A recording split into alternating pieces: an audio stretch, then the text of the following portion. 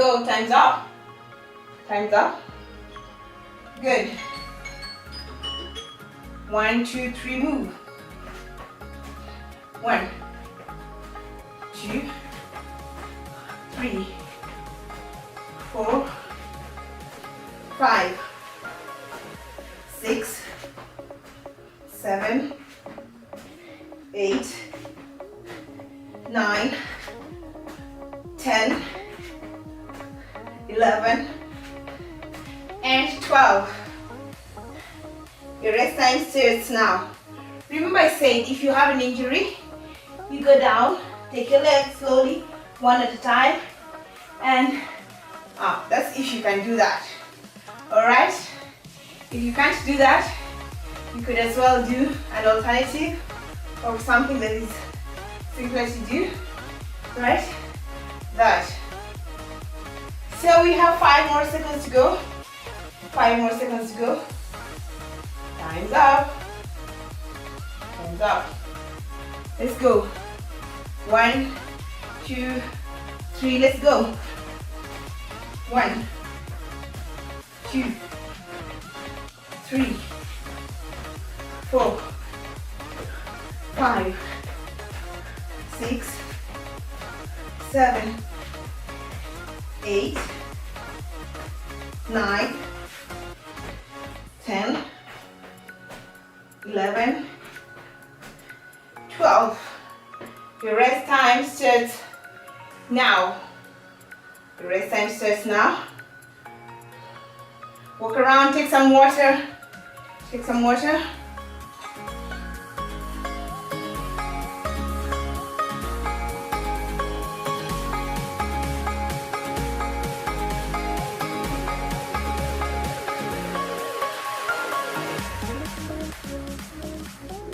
We have 3 more seconds to go.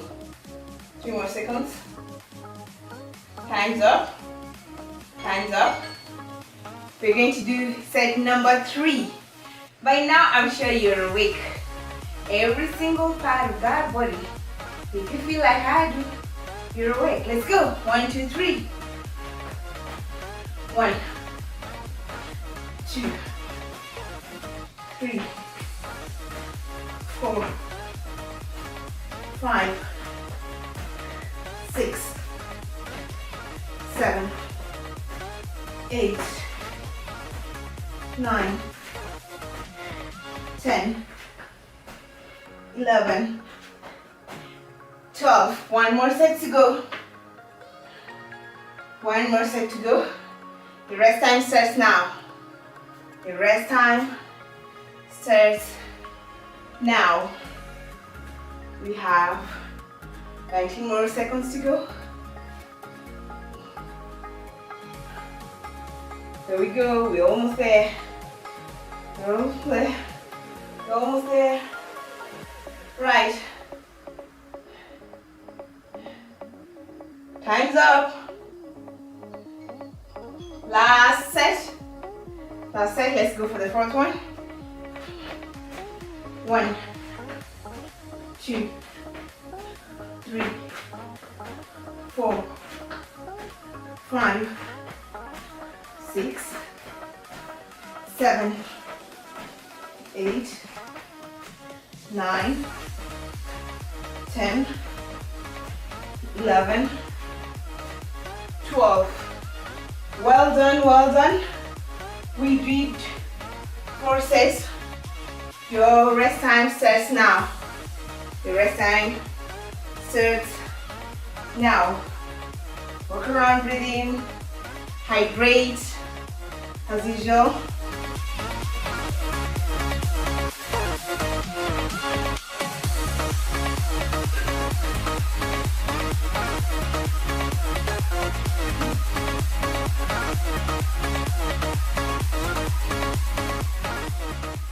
Time's up.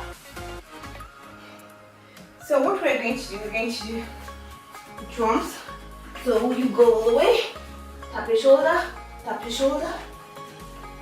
come back up. We're going to do 12 times 3, starting now. 1, 2, 3. 1,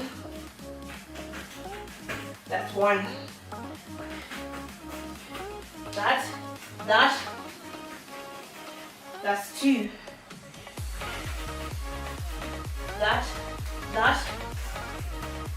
That's 3.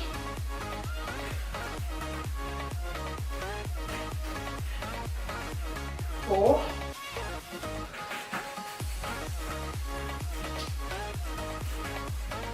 5.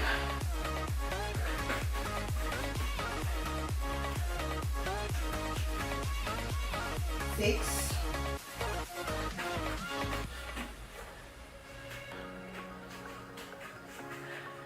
7.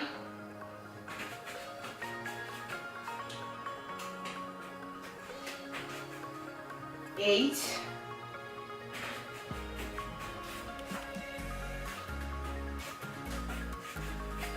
9.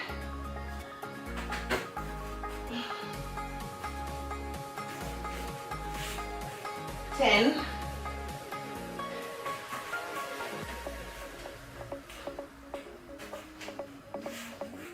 11. One more. And 12. So we are going to do that together with Superman. So I'll get on the ground, you lie down, lift yourself up and squeeze your back, alright? Perfect. So get to the ground. This is what we'll do. You lift this, your legs up and this and 1. We're doing 12, also times 4. 2. 3. Don't be in a hurry. 4. 5. 6. 7. 8. 9. 10. 11. 12. Well done, well done. Our rest time is 30 seconds. Oh my goodness, I'm already sweating from that. Our rest time starts now. 30 seconds starting now. So we have 30 seconds of our time.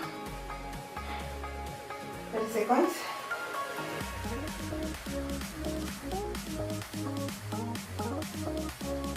30 seconds.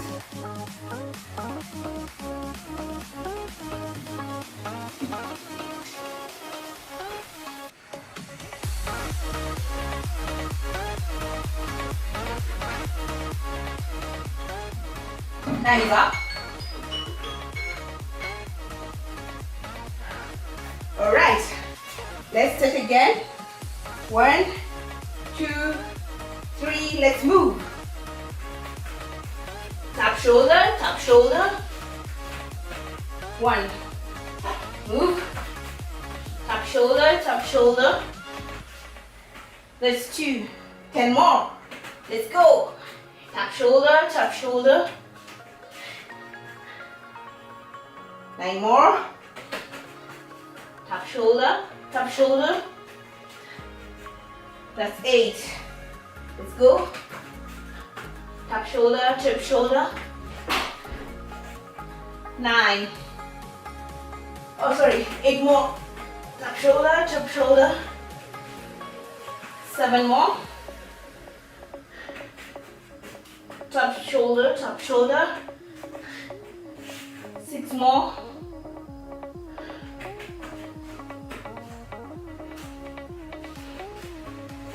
5 more.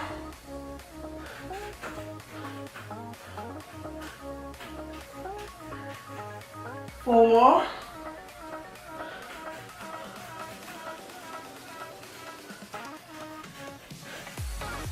3 more.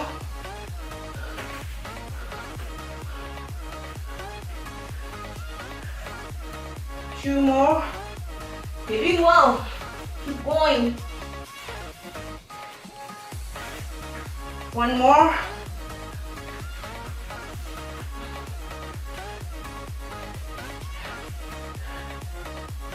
Perfect. Now we go down for the Superman. We go down for the Superman. And it's raining on my face. I don't know about your face, but it's raining on my face. Let's go, let's go, let's go. 1, 2, 3. 1, 2, 3, 4, 5, 6. Let's go. 7, 8, 9, 10, 11, 12. Well done, well done, well done. So we have 30 seconds to rest, 30 seconds rest time, and I need my towel already. 30 seconds rest time, 30 seconds.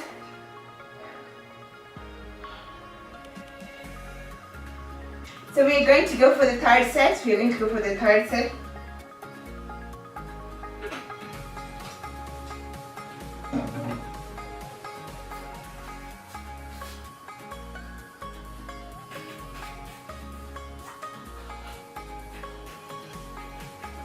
One,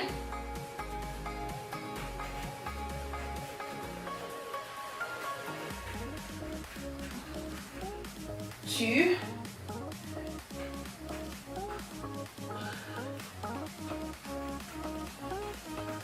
3, 9 more,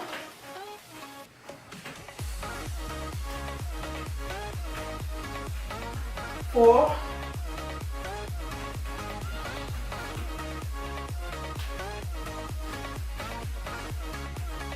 5,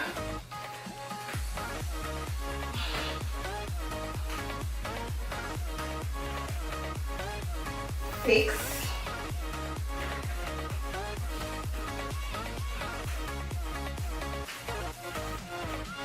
7,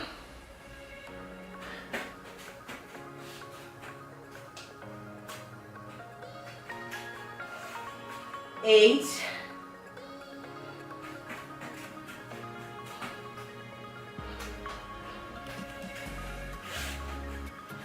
9,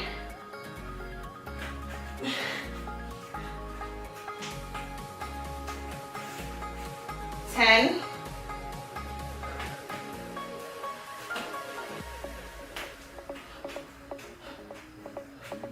11, one more,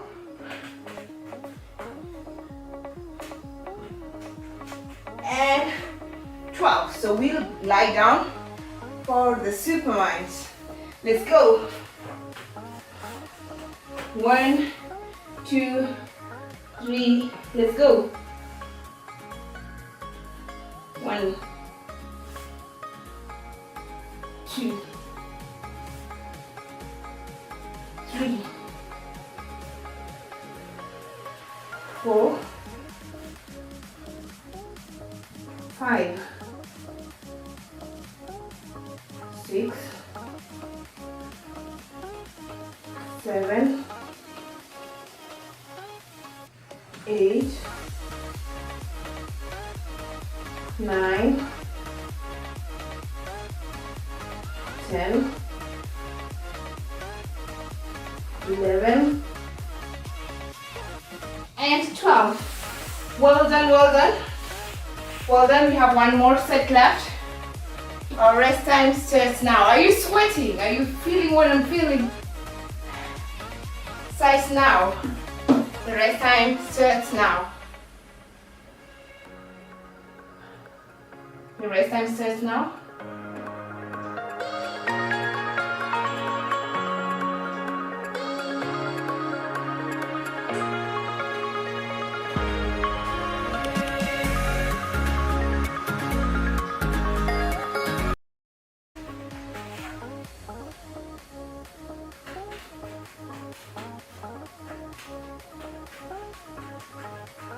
Two,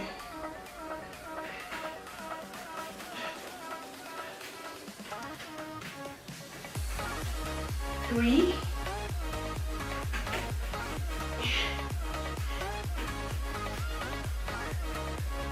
4,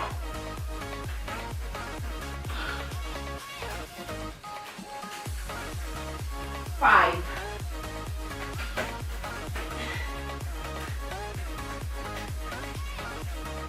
6,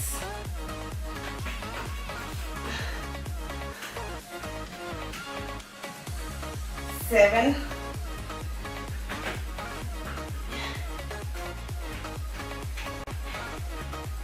8,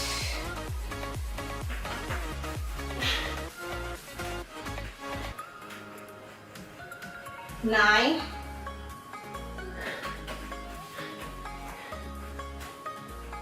10.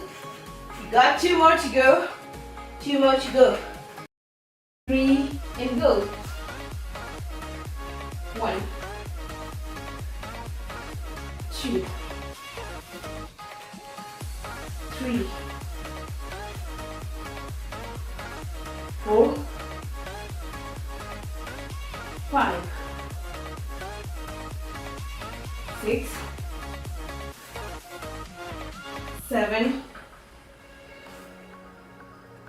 8, 9, 10,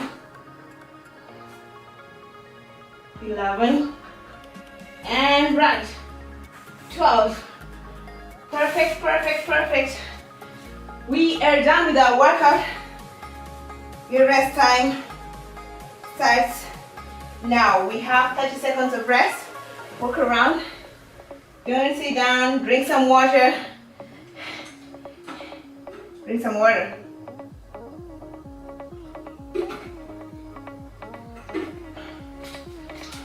So we're going to do a combination of chair dips and jump squats. If you can't do jump squats, what you'll do is this and stand this. That is 1, alright? But if you can do jump squats, this is the demonstration of what we are going to do. So we are going to do 15 jump squats. When we tap this side and this side, that's 1. So we're going to do 15. Hands up. We're going to do 15 and we're going to do 12 chair dips. So 12 chair dips, 15 jump squats. Alright. Perfect. Let's go. This is how to grab a chair for the chair dips. So we're going to do 12 chair dips. 1, 2, 3, go. 1, 2, 3, 4, 5, 6, 7, 8, 9, 10, 11, and right, 12. Perfect. We're going to combine that with jump squats before our rest. So let's go. 1, 2, 3, go. 1, 2, 3, 4, 5, 6, 7, 8, 9, 10, 11, 12, 13, 14, and right, 15. Your rest time starts now. Your rest time starts now.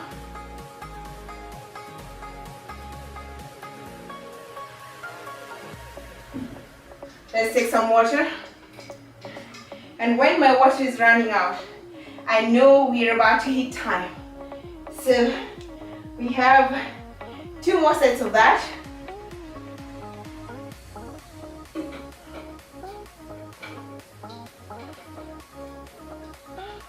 In this last workout, we're going to do 3 sets. So we have 2 more sets to go. 2 more sets to go. There we go, time's up. So let's go for the chair dips again. 12 repetitions. Grab the chair. 1, 2, 3, and go. 1. Use your arms only. 2, 3, 4, 5, 6, 7, all the way up. 8, 9, 10, arms only. 11, one more, and 12. Let's go for the jump squats. 1, 2, 3, let's go. 1, 2, 3,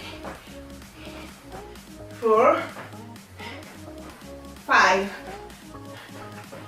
6, 7, 8, 9, 10, 11, 12, 13, 14, and right. 15. Well done, well done. Our rest period starts now. You are doing amazing. Amazing, amazing. We have 1 set to go. 1 set to go in this routine. 1 set to go. 1 set to go. 1 set to go. 4 more seconds to go. Time's up. Let's go for the last chair dips. Let's go the last chair dips. 1, 2, 3, let's go. 1, 2, 3, 4, 5, 6, 7, 8, 9, 10, 11, and 12. So let's do this last set with power, celebrating what your body can do, what your body is doing this morning. All right, let's go. 1, 2, 3, let's move. 1, 2, 3, 4, 5, 6, 7, 8, 9, 10, 11, 12, 13, 14, and right. 15. Well done, clap for yourself. You did amazing. That was it from us here at Tizi Nyumbani. I hope you're starting your day on a whole new level.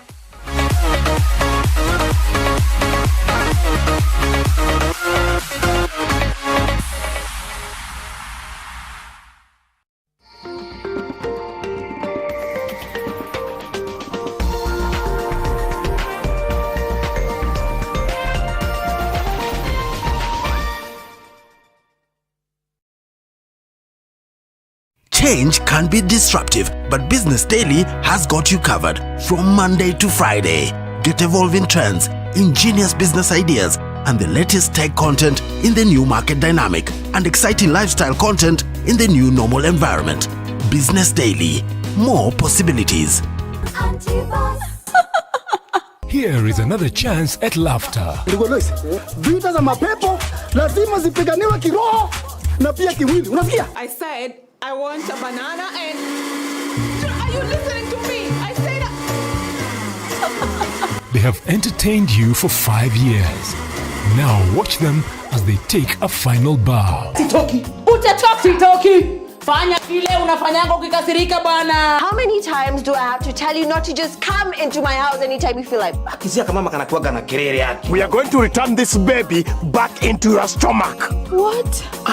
The final season of your favorite comedy drama, Anti-Boss, returns to your screen Wednesday from 7:30 p.m. Inaonekana unaenjoy sana hii maneno. Wewe ndio jogoo wika.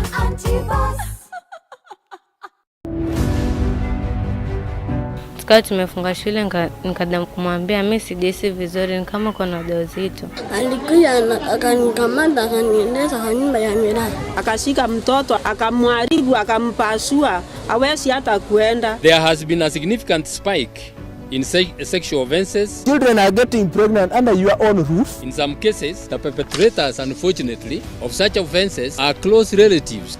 I am going to lobby the cabinet to block information related to pornography. If the person who is vulnerable to abuse is not taught how to control or even how to see it so that they can speak out, you can ban anything, but someone would still be able to abuse that child.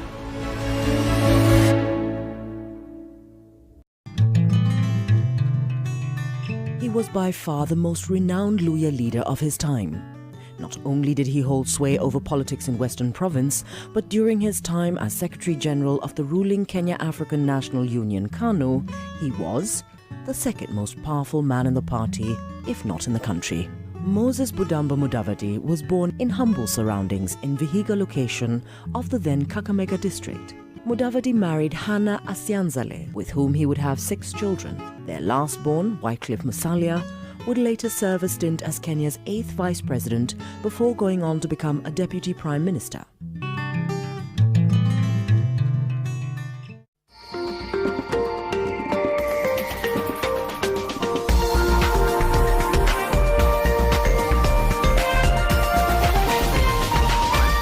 This is NTV.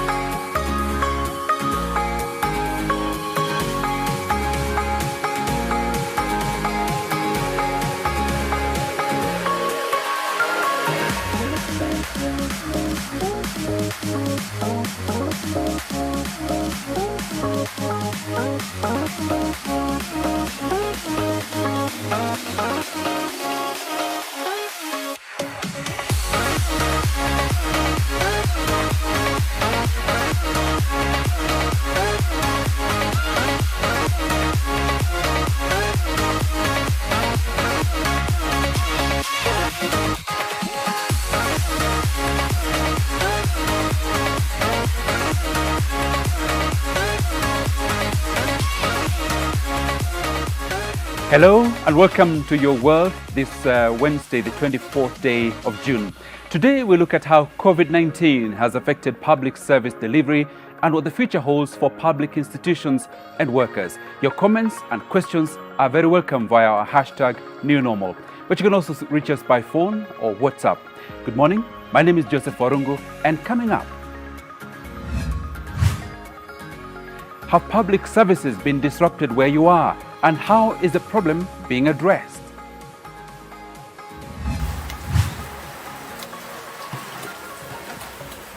An Indian has created a ventilator out of scrap materials that is quite impressive.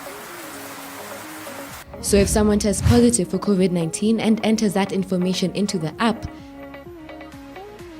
a need for COVID-19 contact tracing outweighs data protection for the good of the public.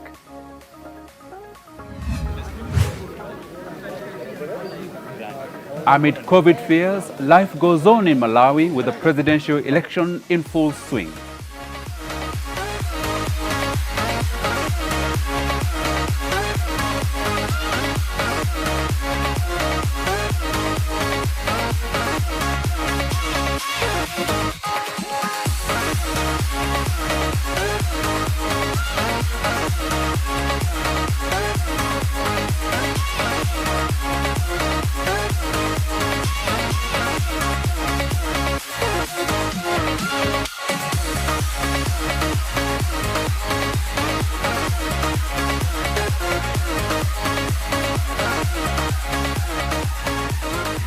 And today we're asking you, what has been your experience accessing public service from government? What's been your experience of accessing public service from government? We want to hear from you. Our hashtag is #NewNormal. Share your experiences, your questions, and your comments also via our WhatsApp line. Now, First of all, let's start with an update on the COVID-19 situation around the world. And as at this moment, this is how the numbers look.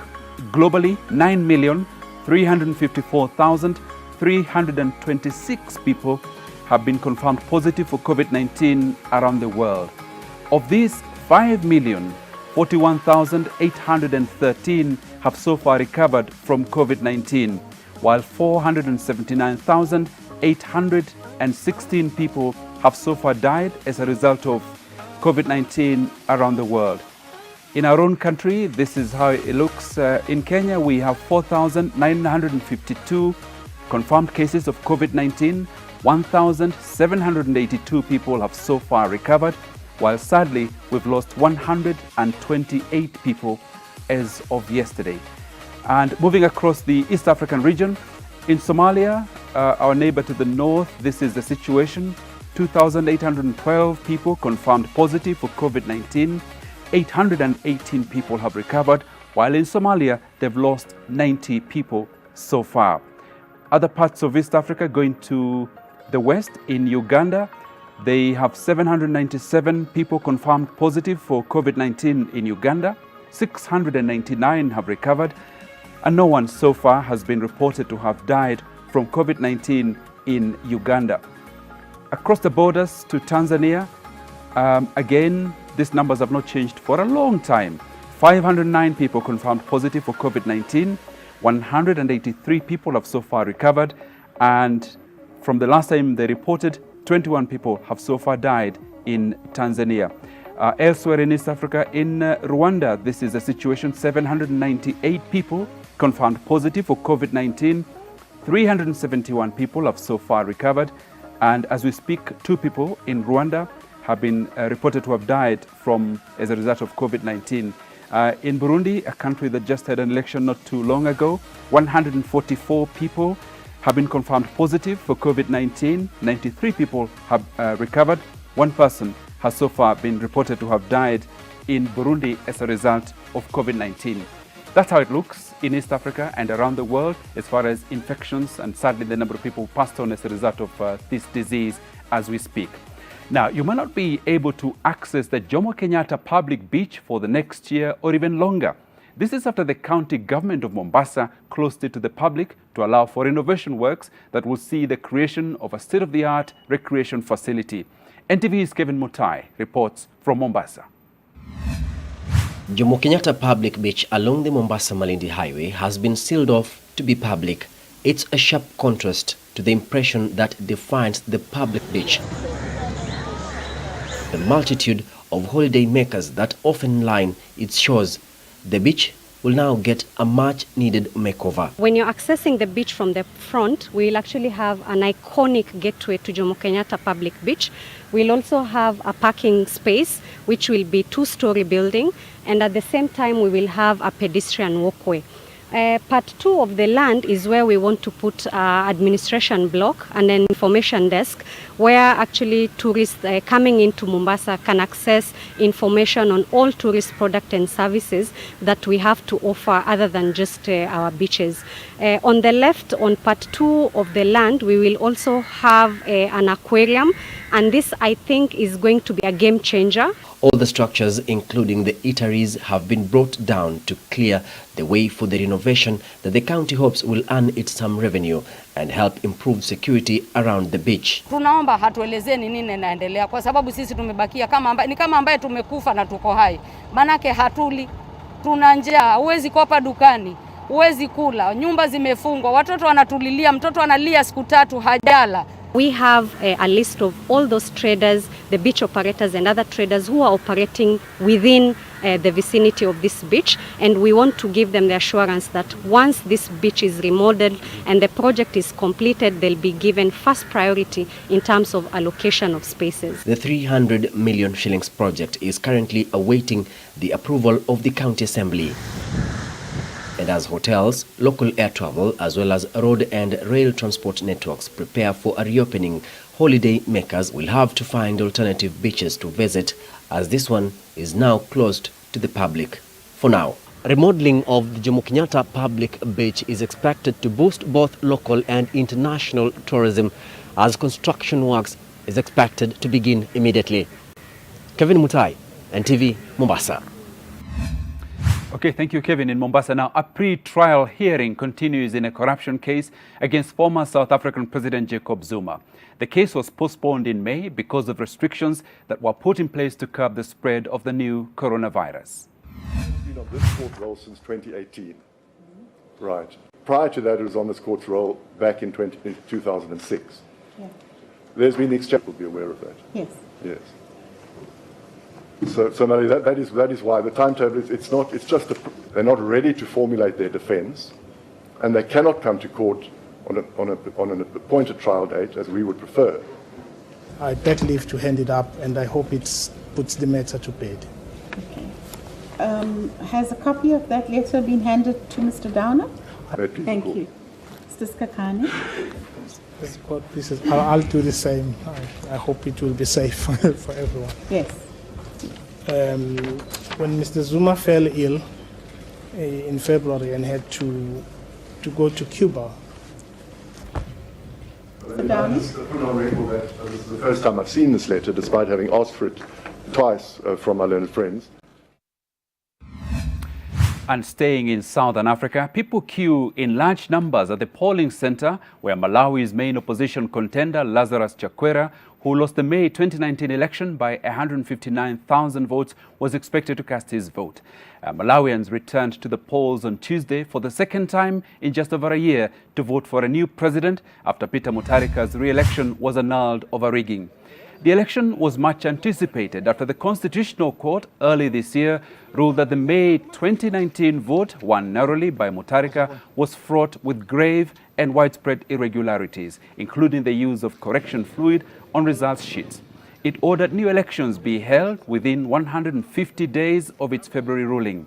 The landmark verdict, which reverberated across African politics, made Malawi the second country south of the Sahara to have presidential poll results set aside after Kenya in 2017.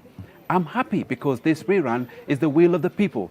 And with this vote, I just hope that the best person wins. The will of the people will triumph, said Peter Chadza, a businessman who arrived at a polling station in the capital an hour and a half before voting was due to start.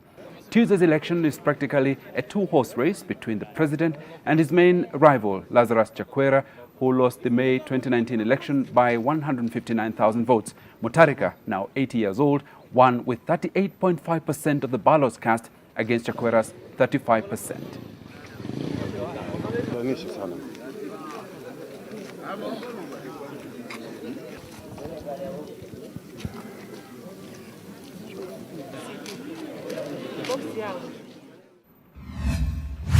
Have you by any chance received a notification on your smartphone regarding COVID-19 tracking? Wonder what this is all about? Well, Anita Nkonge breaks it down and tells us why you need to be keen on the law. You might have seen this on your phone in the last few days. It is an interface that tech firms Google and Apple have provided to public health agencies. Governments across the world now have a framework in which they can combine and create their own applications for contact tracing of COVID-19 patients. Both technology firms made changes to their operating systems, Android and iOS. So if someone tests positive for COVID-19 and enters that information into the app, 14 days worth of information on the people they have come into contact with are saved in a server. This is assuming that they all have their Bluetooth function on and the relevant app installed. These contacts will be notified and advised to take relevant measures. Apple and Google say the tool does not collect location or personal identifiable data and will not reveal identities of people who test positive to other users. But they don't have specific information. So for instance, unless the Ministry of Health has provided data to say so-and-so had COVID in such and such a building, then it's difficult for them to give that. Or you as an individual, you have volunteered that information to say I'm COVID positive and therefore, your information and where you've been is accessible. So what does this mean for data privacy rights? Consent is a big one. It's where you actually give your permission for your data to be used for a specific purpose. An objection is where you can actually object the usage of the data against your will and consent. Purposeful usage of it can actually, want your data to be either erased or deleted or moved to another party. However, there are moments where these very rights are curtailed. We want to protect people's privacy, but even as we do that, when it's a health issue, when it's a security issue, we ensure that the public safety comes first. Post-COVID-19, there is actually a very big concern on the use of this data post that. And that is where the Office of the Data Commissioner can also give clarity on this. CS Musharu says a data commissioner will be in office in early July. The DC is key in data regulation. Anita Nkonge, NTV. Trade ministers from China, Japan, South Korea, Australia, New Zealand and ASEAN meet online with hopes of making progress in negotiations over the China-backed Regional Comprehensive Economic Partnership, RCEP, the Free Trade Agreement. This serves as a good example of how governments and organizations can function in the midst of this pandemic. The signing of the RCEP agreement will send a positive signal to the world about our regional resilience and coherence. We need to seize this moment to reform our economy so that we can soon bounce back and assert our central position in world economy. For that reason, we went to the streets to find out if you've tried to access any public service during this public service week, and this is what people had to say. The challenge is they insist that you have to send the document in a soft copy. Sometimes they tell you come with the document, you arrive there, then again they will change it that you send it in a soft copy. So that is quite challenging. That one is Sheria House. Kuna ukora nyingi sana inaendelea huko. Sana. Hata ukifanya kitu genuine ya wakusaidii, wanataka tu ongo. Ndio wakutolee title. Wanakuambia enda kuja kesho, enda kuja. Finally wanakuambia kama hujui shortcut hutapata hizo title. Kuna shida kwa lands. Mbaya sana. Nilitembea katika kituo cha Kenya Power kwa vile jana walikuja wakakata stima. Hata ingawa ilikuwa na sababu zao fulani, lakini mimi najilipia binafsi na sina deni na wao. Na jinsi ambavyo walinishughulikia sikufurahia, kwa sababu hata nilimpata kutaka kunisikiza na kutaka kujua jinsi ambavyo anaweza kunisuluhishia shida yangu kibinafsi. Nimeenda Kenyatta, kuna barua nilikuwa nimepeleka huko waniangalie my medical status, wakaangalia wakanifanyia haraka na mimi nikatoka within 30 minutes nitakuwa nimemaliza. Kauliza ni wakaniambia kazi inaendelea siku hizi, inaendelea mzuri Kenyatta na sioni kama kuna shida yote. Nilisaidika kwa government hospital, wakanisaidia, wakaniandikia barua. Sasa hiyo barua inaenda kunisaidia. So those are the views of Kenyans on the streets explaining their experiences of interacting with public service institutions. Some are happy, some are not. We want to hear what your experience is as you try to access government services. What's been the experience, good or bad? Share your experiences and examples. Also questions for us this morning as we focus on public service delivery on our show this morning. My guest, first of all, here in the studio is Professor Ludeki Chwea, who is the Director General of the Kenya School of Government. Good morning, Professor. Good morning. We're also joined via our newsroom studio by Sylvester Obongo, who is the Director, Performance and Service Delivery Transformation at the Public Service Commission. Sylvester, good morning. Good morning, Joseph. Okay, and across the city, via Zoom, we are joined by Dr. Bessie Kathambi, who is an environmental management and governance expert. Good morning, Bessie, if you can hear me. Good morning, Joseph. Okay, we'll be able to sort out your audio in a moment. But first of all, let me start with you, Professor. This is the week when, Kenya and across Africa marking the Public Service Week. What's the main focus, or what's the purpose of this observance?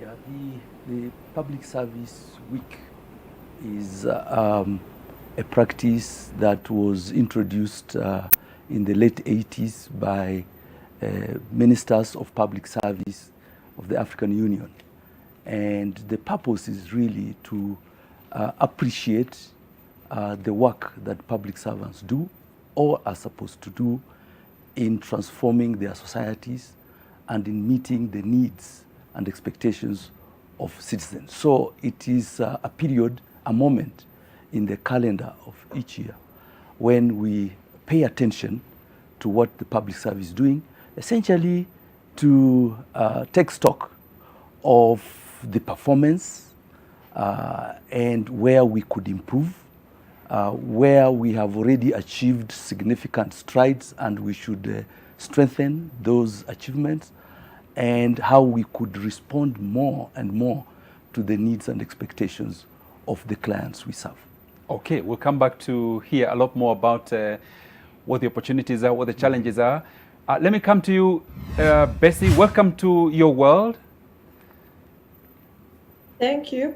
Now, first of all, you're a governance expert, but what has been your own personal experience of accessing public service from public institutions?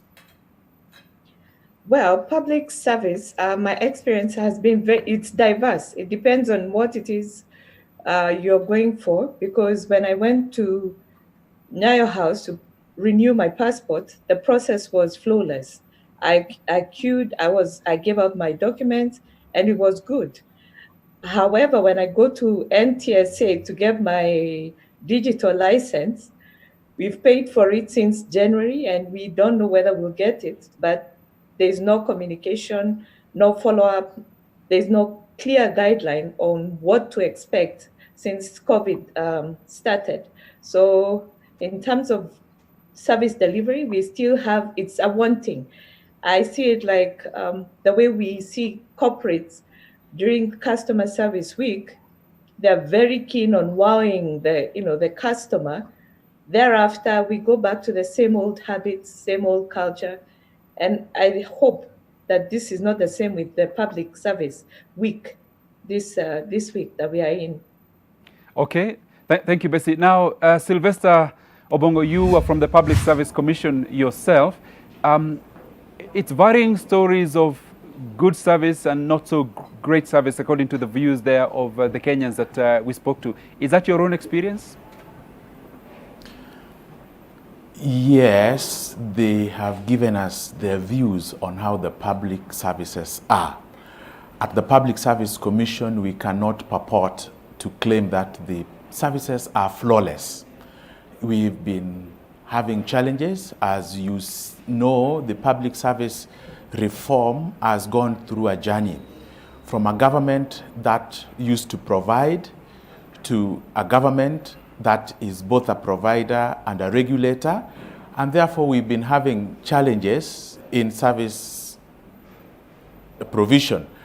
But as we go in now to the era of public service transformation, at the Public Service Commission, our core focus is to have a citizen-centric service delivery. Remember, in the era of public service reform, the focus was on reforming the bureaucracy from inside. But as you go to the era of public service transformation, in our strategic plan 2019-2024, our vision is to have a citizen-centric public service. The journey may be long, but I know we have the vision. As some of the people have attested to, the public service is on a journey to ensure that first and foremost, the citizens' interests are protected, because the public service is actually the protector of public interest. So for me, I take that as feedback. Okay. And therefore areas for improvement. Oh, okay. Now, Professor, let's look at now these public institutions and COVID. What would you say? I mean, everyone has been impacted by COVID-19. What's been the impact of this pandemic on public service and the provision of that for citizens? Well, the impact has been profound. First of all, obviously, it has disrupted the normal functioning of public service institutions. You realize that the pandemic, experts told us, spreads very fast and through human contact. And therefore, the first step, government took was to more or less halfway shut down public institutions, require public officers to work from home, and require certain services to actually close where public servants come in direct contact with citizens. Such services had to close. Schools had to close because that's where we have a concentration of citizens, and which means that the spread can be very, very fast in such institutions. So the outbreak of the COVID pandemic has significantly disrupted services such as I've explained. However, we have, as public institutions, taken measures to ensure that we don't shut down completely, that services continue to run as far as possible, taking into account the safety of public servants themselves and the safety of citizens who come up for services. One of the ways we have tried to do this is to provide online, to intensify the provision of online services so far as possible. You know, someone just mentioned that you could apply for a passport and so on. This you do online, and therefore the risk of contracting COVID doesn't arise. So such services. How well prepared was public service for this online working? Fortunately, the public service was quite prepared. Only they didn't realize that they will have to use the infrastructure they had developed urgently. For example, I think government had made significant strides in extending fiber optic so that you know, citizens from across the country can actually access the internet. Back then, the idea was just to improve services, to expedite the provision of services through ICT. No one realized that one day it will be the only way to provide services. Right. So secondly, we actually promoted training in ICT, the skills and computer skills and so on everywhere, and we did very well as a country, and least did we know that one day this will be the only way we might work. Same question to you, Sylvester. From where you sit at the Public Service Commission, the services that were being delivered in January and how it is today, what's the difference now? One of the major mandates of the Public Service Commission is recruitment, promotions, and setting up of government structures in government. Immediately the COVID pandemic broke out, there was, as Professor said, a bit of disruption of service because of the instructions we got. But subsequently, we moved very fast into online service. We've been having our meetings, a number of our meetings online, but of most important is that we are now doing most of the interviews online. We've recruited the essential service providers for the universal health. Over 5,000 health workers have been recruited over this COVID period. We are also therefore now fortifying our infrastructure to ensure that we can offer most of our services online, especially interviews. And for us, that will be a big disadvantage, as much as it was a challenge at first, because as it is currently, candidates have to move from as far as Garissa to come to Nairobi for interviews. But since the pandemic, we have been conducting interviews online, either by phone or by WebEx or by other online channels. We have ensured that no candidate is disadvantaged because of the inability to come to the Public Service Commission. Sylvester, what about the benefit that you get on a face-to-face interview with someone, looking at their demeanor, their presentation? There is something beyond, you know, there's that human interaction provides a lot more insight into the candidate rather than when they're on Zoom. Yes, there are trade-offs when you adopt any new way of working. Any reform, any change as a trade-off. That demeanor, we can still get it online because a number of the interviews we conduct through Zoom or WebEx. So we can still see the person and we can still assess what their demeanor is. But there are also other services that you must give over the counter on a face-to-face. So for me, I'm seeing it as a trade-off. But at the Public Service Commission, we have realized that the benefit to the citizen on offering the online services or giving them the option far much outweigh the benefits that we could have had on a face-to-face. Because traveling from Mandera is about 3 days to Nairobi. You come for an interview that will last 1 hour, you can't go back, you have to spend and go back. So if you had, when we are now doing the online interviews, I think the benefit to the citizen or to the candidate far much outweigh what we had as face-to-face. Again, we have also realized over this period that actually conducting interviews over the phone or online is much faster. So we can do a lot of candidates in a day than face-to-face. Face-to-face, a candidate comes in, they have got to prepare, give your papers, you look at them, but online they send them and you, by the time you're online, you're off. So we've realized that it is much faster. Okay. What about you, Bessie? How has COVID-19 interrupted or disrupted your own life and your work? Well, COVID has brought in the aspect of ICT. And ICT, we still talk about ICT vaguely because we haven't yet explored the full potential of ICT. Yes, we have gone online, we're using the WebEx, the Google Meet, the Zoom, and all this, but the actual opportunity of using these online services is yet to be attained.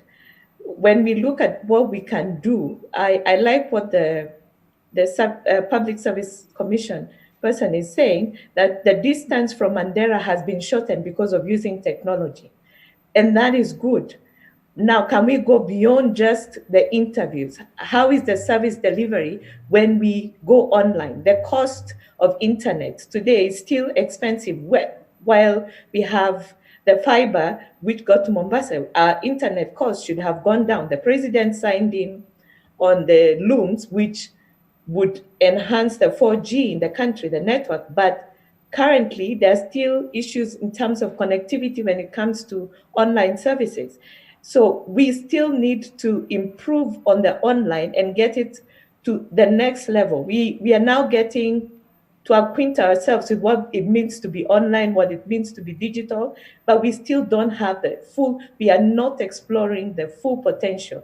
Okay. Again, the issue of online brings in the issue of accountability, because now we are able to know how many people were interviewed, how many have received the service. So there's accountability. Accountability is coming in. The culture of kakitu ya mkubwa is now going to be eradicated with online services, because now we know this is what it costs, this is how it's done, this is the number of people we can serve, and therefore we know what it is we want to do. And the ghost workers, if we continue improving our online services, then we'll get rid of ghost workers who have not been in the system.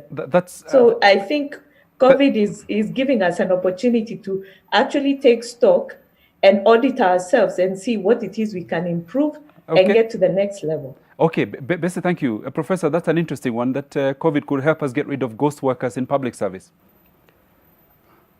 I would have to think more deeply about that, because it is hard to... They do exist, though. Well, you see, public service is a huge institution. I think that we are almost over 700,000 people. And therefore, you can expect that there will be some problems and challenges in managing that huge number of officials, realizing that there will be natural attrition, some will be, some might retire, some might resign, some might pass away, some might, and so on, so that the auditing process needs to be really, really excellent for us to achieve 100% flawlessness in terms of accounting for who is in and who is out.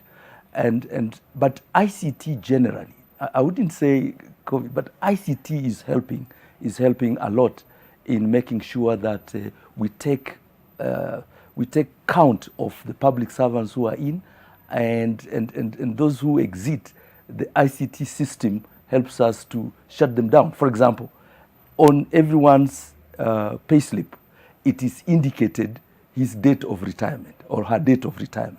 So it is clearly known on the payslip. So on the day an individual actually retires, the computer system shuts down that individual. So you couldn't even earn a salary because the system will no longer recognize you. So let me say that the increasing use of ICT is helping us to eradicate challenges such as ghost workers.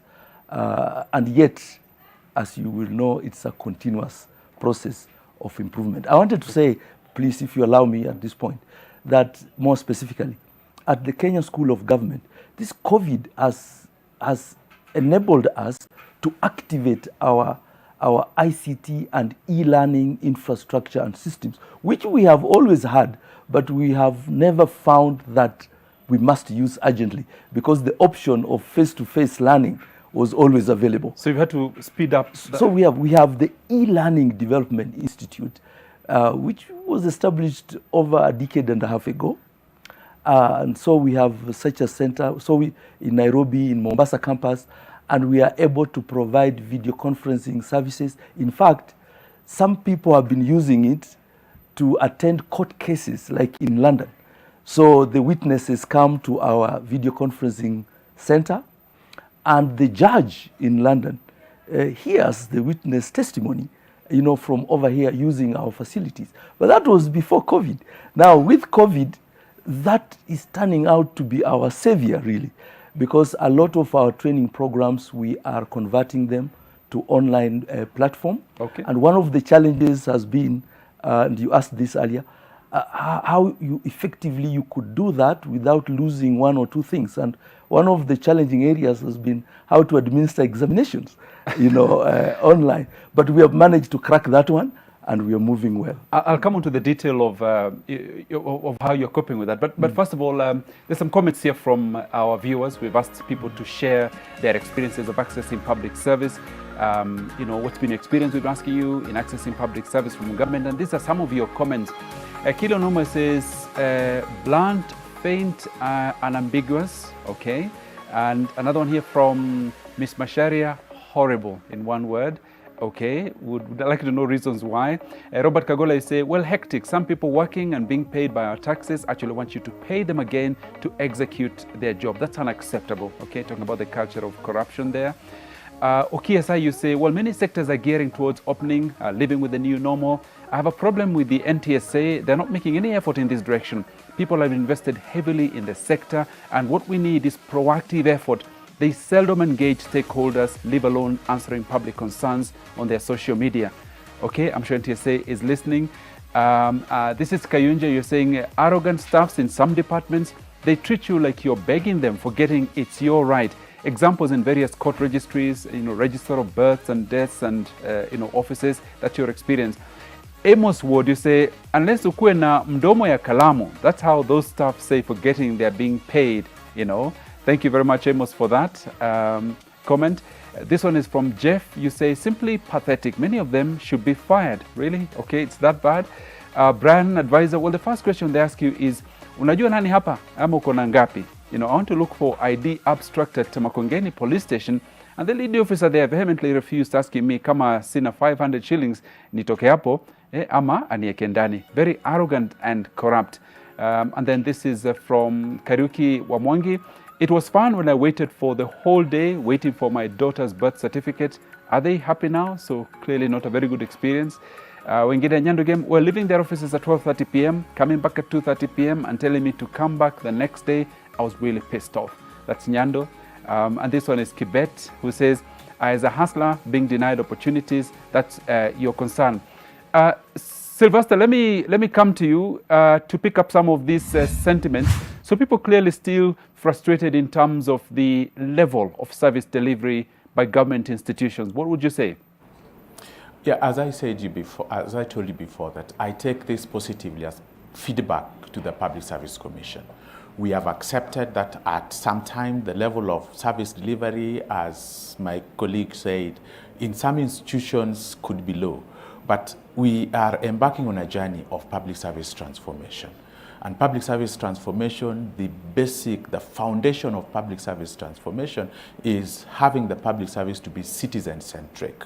Citizen-centric in that we are looking towards that, what the citizens are saying, and we offer the services not to the convenience of the government, but to the convenience of the citizen. We have embarked on a massive transformational journey. We are setting up a contact center at the Public Service Commission.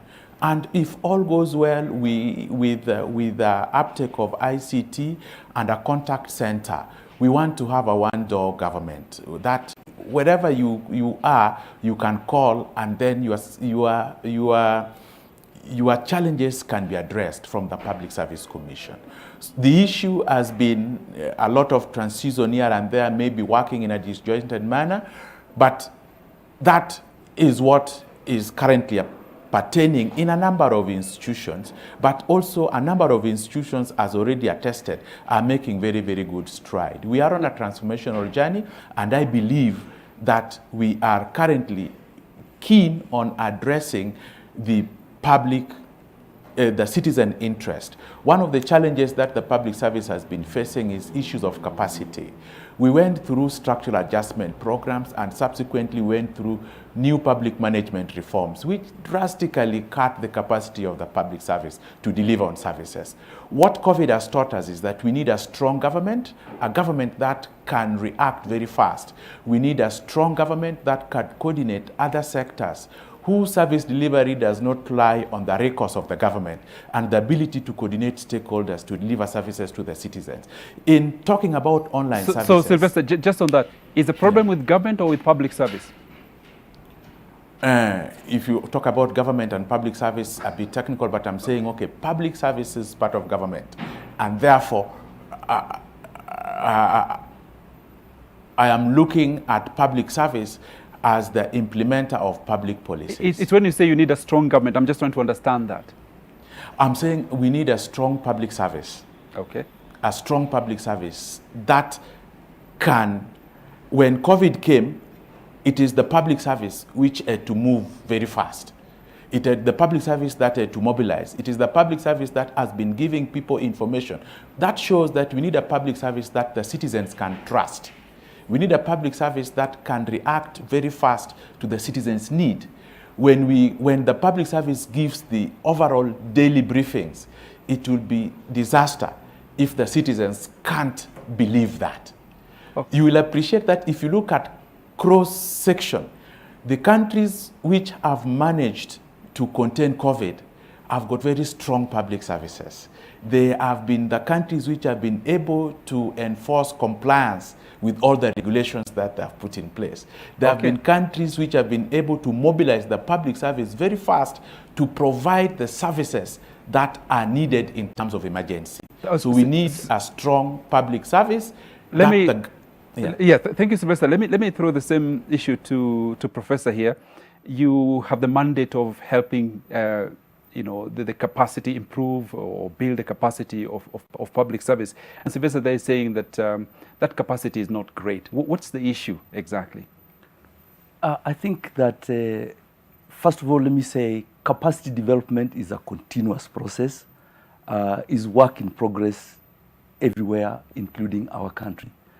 And from the standpoint of the Kenya School of Government, capacity development as applying to us could refer to training, to develop knowledge, to develop competencies and skills. Though I think Sylvester was also about the numbers. Referring to numbers. Yes. Yeah. So I don't know. So let me talk about both then. Right. Yeah, that yes, there is a time in the public sector transformation process that, the numbers were seen to be the problem. In fact, it was believed that the public service across the developing world was over-established. And that's why, programs such as retrenchment, came in, downsizing, you remember concepts like those, even freezing of recruitment in certain sectors and cadres in the public service. So in the end, we actually lost a sizable section of the public service because we were trying to become lean. Whether that was well reasoned or not is a different matter, but the effect is that we had fewer public servants to deliver services. And I think that right now the Public Service Commission, you will realize, they've been trying to recruit new young people to join the public service, which is a measure to try to overcome that challenge. So I think that sooner or later we will overcome that. But capacity there, from standpoint of skills and competencies, I think the Kenya School of Government, since its establishment, this is what we have really been paying attention to. And we have over 110 courses that we run, ranging from 2 days courses, 3 days, 1 week, depending on the needs, to 8 months, 2 years courses, and so on, just to make sure that the public service has the skills and competencies that we need for effective service delivery. Professor, when we encounter people who are incompetent or under capacity in public service, should we blame your school? I'll be very frank.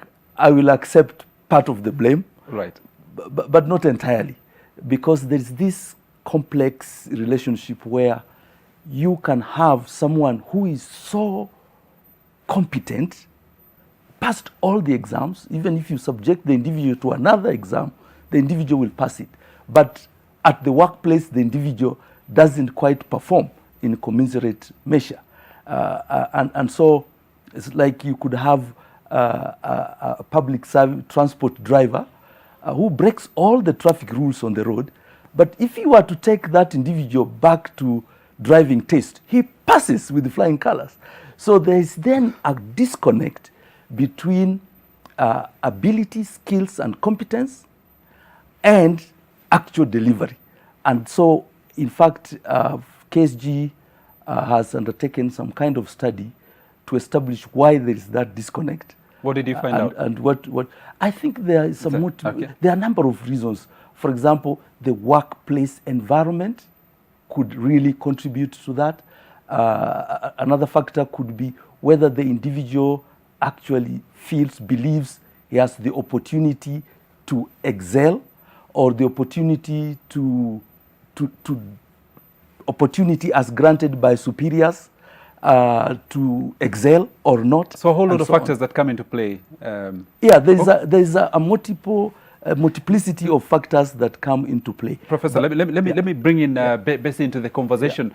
Now, Bessie, talking about the quality and level of services we get from our government institutions, you had the comments there from Wananchi. What's your take? Well, Joseph, we have to be honest with ourselves. Their sentiments are a reflection of what is happening in the public sector. One of the things I have heard the professor say that they started their online services, and it is speaking, and this is something that was done 10 years ago. So it's taken COVID to bring out something that would have helped 10 years ago. So I mean, that already tells you the kind of mindsets we have, and that has to change. If it takes a pandemic to engage on things and platforms that would help serve the public better, by itself speaks volume. The comments that we are hearing today, it is true. He has also brought in the aspect of the training and the work environment. If the Public Commission actually would check on why certain people still have certain culture, it would change how service delivery is done. When we can have call centers, we can have programs, but when we have not dealt with the mindset, I can assure you we'll still have bad public service. When we also do not look at underlying issues. How is promotion done? Is it done in terms of tribalism, nepotism? What is the role, or how clear is promotion done? How many people are trained? How is the training process? Who gets to be trained? At what time? When all these things are put in a transparent manner, you will find service delivery from the public sector well to do, because the entitlement mentality like the gentleman complaining about the abstract, it's something that has been built. It is being built because there's that culture that we believe that if we have to get any service, then we must pass a white envelope or some few shillings here and there to get services that are our right. So until we change the mindset, that mindset has to be changed so that we deliver. Okay. And then again, the idea that we wait for crisis to bring out innovation is not the kind of mindset we need. If we are going to serve the public, then we should be ahead of the crisis. It's not using the crisis to bring out what should have been done long time ago. We are talking about digital, and we are talking about online services. And like I said, we are yet to understand what is this online, how to get full potential of it at the end of the day. So it would be of interest to see that we develop our online skills, not because we have a crisis to deal with, but because we want better service delivery. Okay. That we want to make sure that we can be accountable. Thank that you. We have what it Thank you, takes. Bessie. Let me On the issue of the courses, Bessie, the professor has said. Let me hold you for a moment. If we can't apply what we are learning, then where is the problem?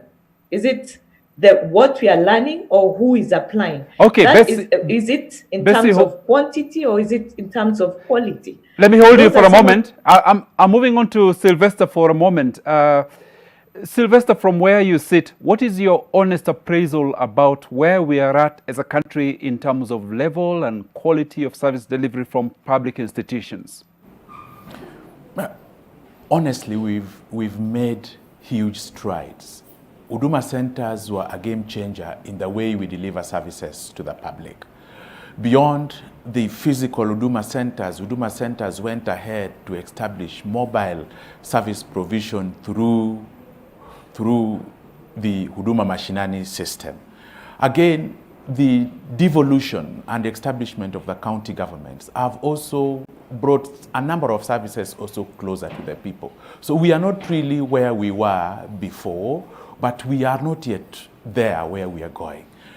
For me, moving from the Huduma Center platform and now the challenges brought about by COVID, and a lot of things that is happening, you will appreciate that the Ministry of ICT is releasing balloons so that there is 100% internet coverage within the entire Kenyan territory. Those ones we will ride on to really ensure that the rest of the services that are remaining are brought to the citizens' convenience. Our focus is reaching, one, addressing the unserved people, two, addressing the underserved, and ensuring that we now address the critical citizen service delivery pain points. Yes, we might not be there, but we have the vision and the basic milestones are being put into place, and now, we are heading there. Sylvester, the docket of transformation sits on your own desk, and I wonder, from your own experience, why is there such a disparity between public institutions? For example, you will go to Nyayo House to apply for a passport, and the whole thing you can do online, down to you get an appointment and a date and so on. You go to NTSA and it's a complete nightmare. Isn't there institutional cross-learning? There is, but the biggest problem that we have been facing is, in the process of transformation, digitalization is a phased journey. Our first phase was really computerizing our processes. The next phase, you'll appreciate that the government is going towards, is really integrating the services. If you look at the government service, almost if you go for an ID, the first 5 questions about your details are the same ones you will be asked in the passport, are the same ones you will be asked when you go for certificate of good conduct.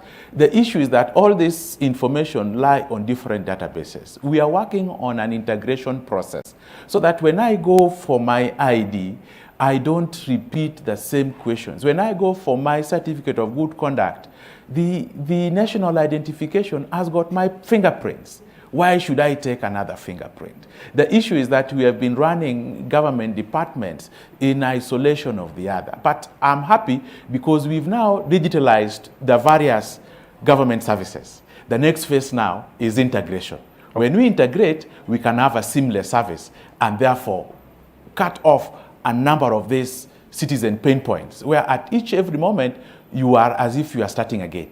Okay, Sylvester, thank you. Yeah. Prof, let me also bring you on this in terms of institutional learning. How much knowledge sharing takes place? For example, institutions that are doing quite well, how easy is it for others to pick up best practice from fellow institutions? Yes, I think that the meeting point for public institutions presently, so far as learning is concerned, is the school of government. Yes. This is the arena where all institutions come and they share information. We have what is called, knowledge sharing. Most of our programs are based on the principle of knowledge sharing. Yes, you will have a facilitator, a teacher, shall we say, but essentially the teacher creates the environment in which the learners, who are already very experienced people in their various institutions, actually share their experiences and learn from each other. And so we have such, for example, we have accounting officers program for CEOs of state corporations.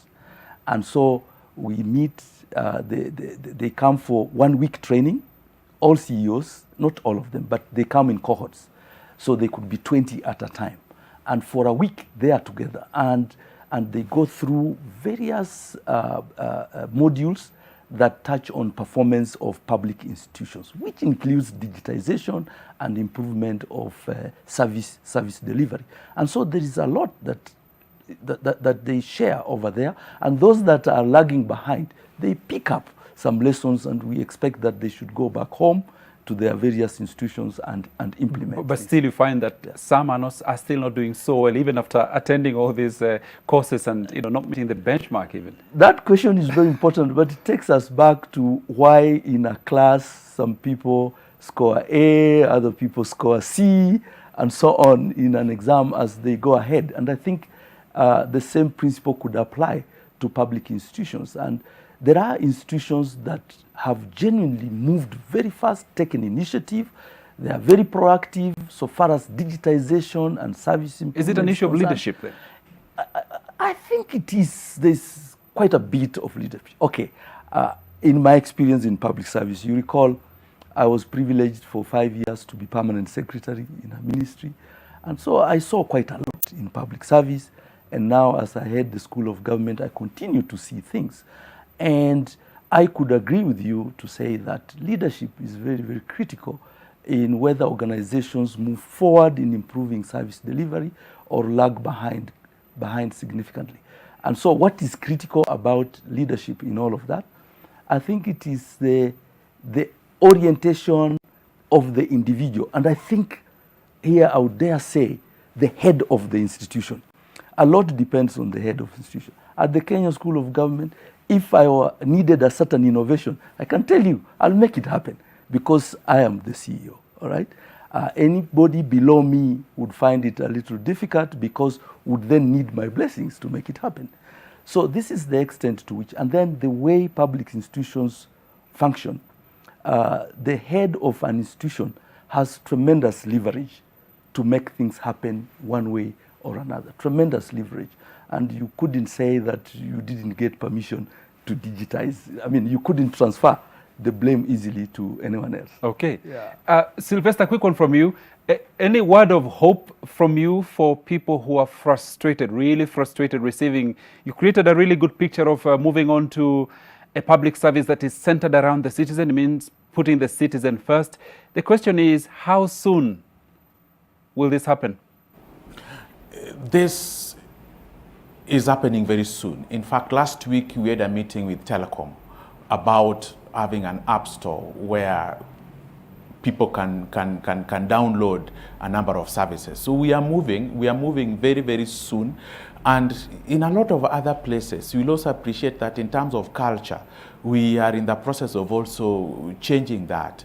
between last year and now, last year we had a cohort of 6,000 interns. We are taking another 6,000 or so this year, and our target is to take up to 10,000. So there's very soon things are changing, except that at the moment we are still at the back room. We are also, even in terms of interviewing, we are talking in collaboration with the Kenya Communication Authority to ensure that our infrastructure can be devolved to the counties. And I think in terms of even service delivery, we just need to move to the next stage in Huduma centers. There are almost Huduma centers in every county, and that is taking services closer to the people. Okay, so the issue that is now remaining, excuse me for a minute, is that you will see that different public sector institutions have digitalized. When we integrate, then means that we are moving very fast to the next stage. Okay, thank you, Sylvester. We'll take a short break in a moment, but first of all, here are more of your comments on the question of your experiences of public service. Akigawi say, very slow and you have to part with a bribe. Okay. This is from Kurgat Samuel. Corruption is the entry card, so quite a lot on that. Corruption. Kevin Keegan, pathetic, awful, nauseating, pitiful, agonizing. My goodness. Ben Awabomba, at a time you must be corrupt to access some of the service. Okay, and another one here from Augustine Nyabuto. As a teacher, being denied that access to meet my boys and girls at school is very painful experience ever. We'd like to hear more about that, what really happened. Vivian Kim, interesting. Perhaps they did not foresee the caliber of public servants that we have today who have mastered the art of coat hanging and immensely contributed to the corruption that is killing us. We thought that died, but we'll hear a lot more.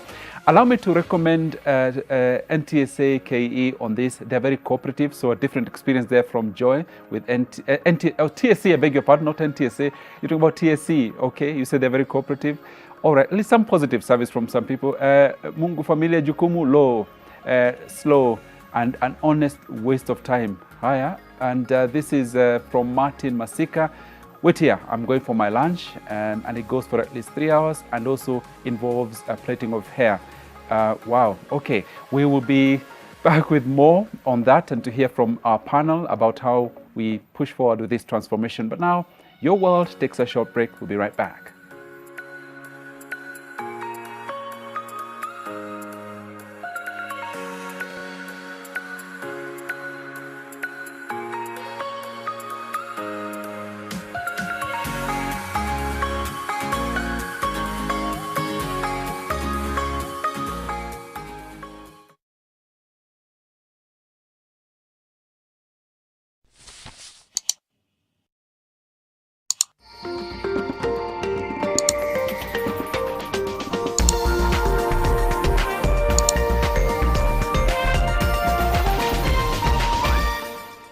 This is Fact Finder from the BBC.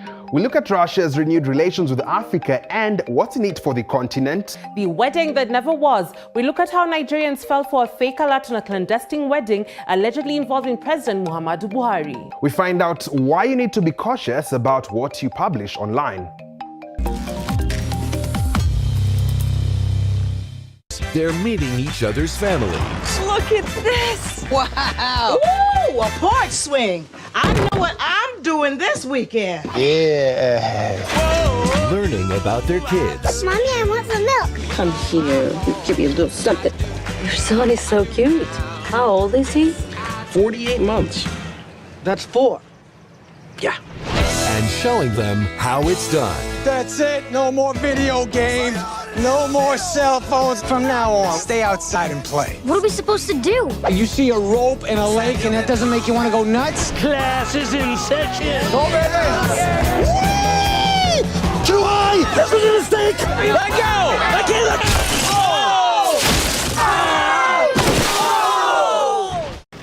Do you need to send your parcel or document during this period? The Nation Courier Services, with over 15 years of distribution experience, will deliver it for you. We deliver to every corner of Kenya.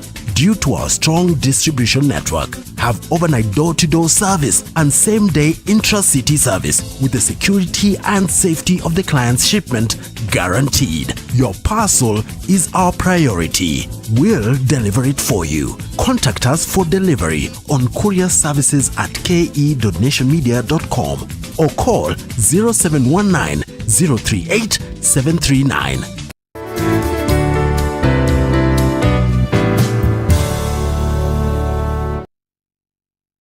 We want you to relax and feel safe in your own home, at the office, in a restaurant, at the salon, or any public space that you visit.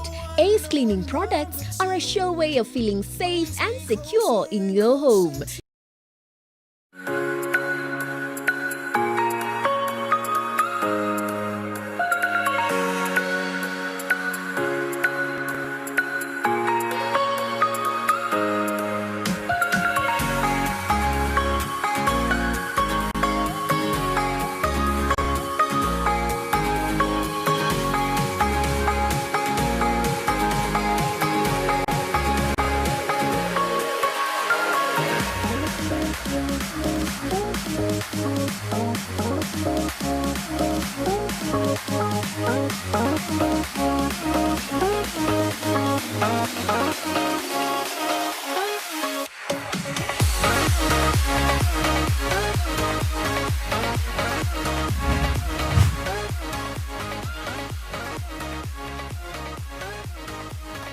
If there's one sector that has borne the brunt of the new coronavirus, it'll be the job sector. Hundreds of thousands of jobs have been lost, and while many are hopeful that they will regain their jobs, a number are not quite sure.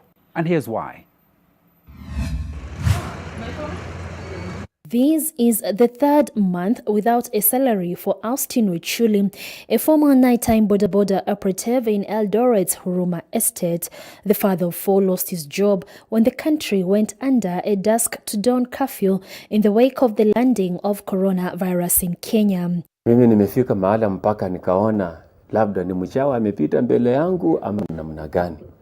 Maana sasa corona ndio hiyo, kazi nimenyang'anywa. Magonjwa ndio hayo yameingia kwa boma. Mpaka na saa zingine nafika mahala najiona hata sikustahili kukuwa baba, kwa sababu ni baba mgani ambaye anaweza shindwa kuketa for his children's life. He is just one of the 300,000 Kenyans who have been rendered jobless by the pandemic.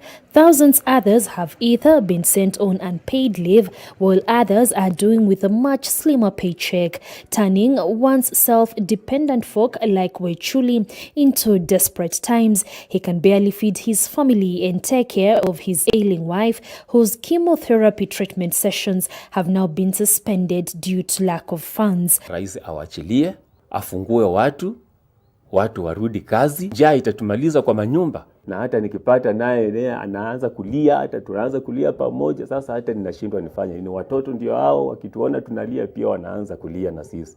According to the law, pandemics such as this one are classified as acts of God, and employers are not obliged to keep employees on the payroll as the impact bites. Take note that this job loss was not intended, so it was not intentional. This has been caused by a vis major. This is an act beyond the employer's control. Austin's eagerness to see the economy reopened is shared by many, but even as he awaits, he is keeping hope alive that he will still have a job to go back to.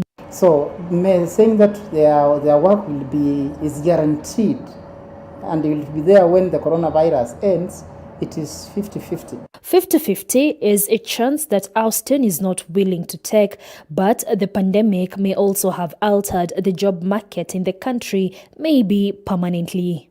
They are going to say that now we must reduce the workforce, the individual capacity, because the things we have discovered that we can do them online.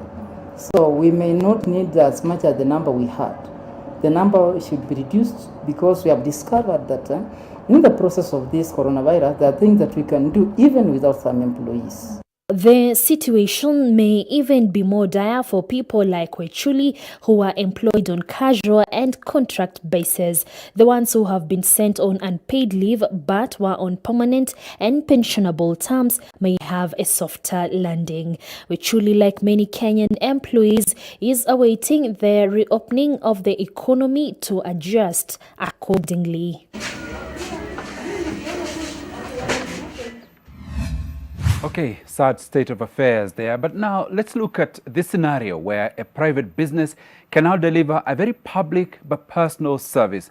A Brooklyn-based haircut bar reopens its doors for the first time since the New York City's lockdown, with the owners expressing excitement and relief as they kick off a week with a fully booked schedule. We never closed. We stay open during the whole coronavirus situation. We're always doing a pickup and delivery. So we managed to keep a little bit more than half of our staff working. And so the restaurant was running. So the reopening was not so hard for us. It was more like we were waiting for it and we're ready to open anytime. So we have a little terrace authorization already. And our neighbor gently gave us authorization to put more table on his side. He has a closing store, so he doesn't mind. He's not open right now. So yeah, the terrace looks actually pretty good right now. It is exciting to me. I also am a little wary because no one really knows kind of what's happening with COVID. You know, it's the reopening, but does that also mean that now we're going to have like a significant number of cases in places, you know, where places are reopening, like Florida, they have a significant number of cases now. And what will, you know, already like the sidewalks feel different. Like most bars, when people kind of stand up and drink outside, and restaurants are creating much more outdoor seating. So it's kind of an interesting and novel dining experience, you know. But overall, it's interesting and it's fun, and it's definitely good to be out again and socialize and have that option.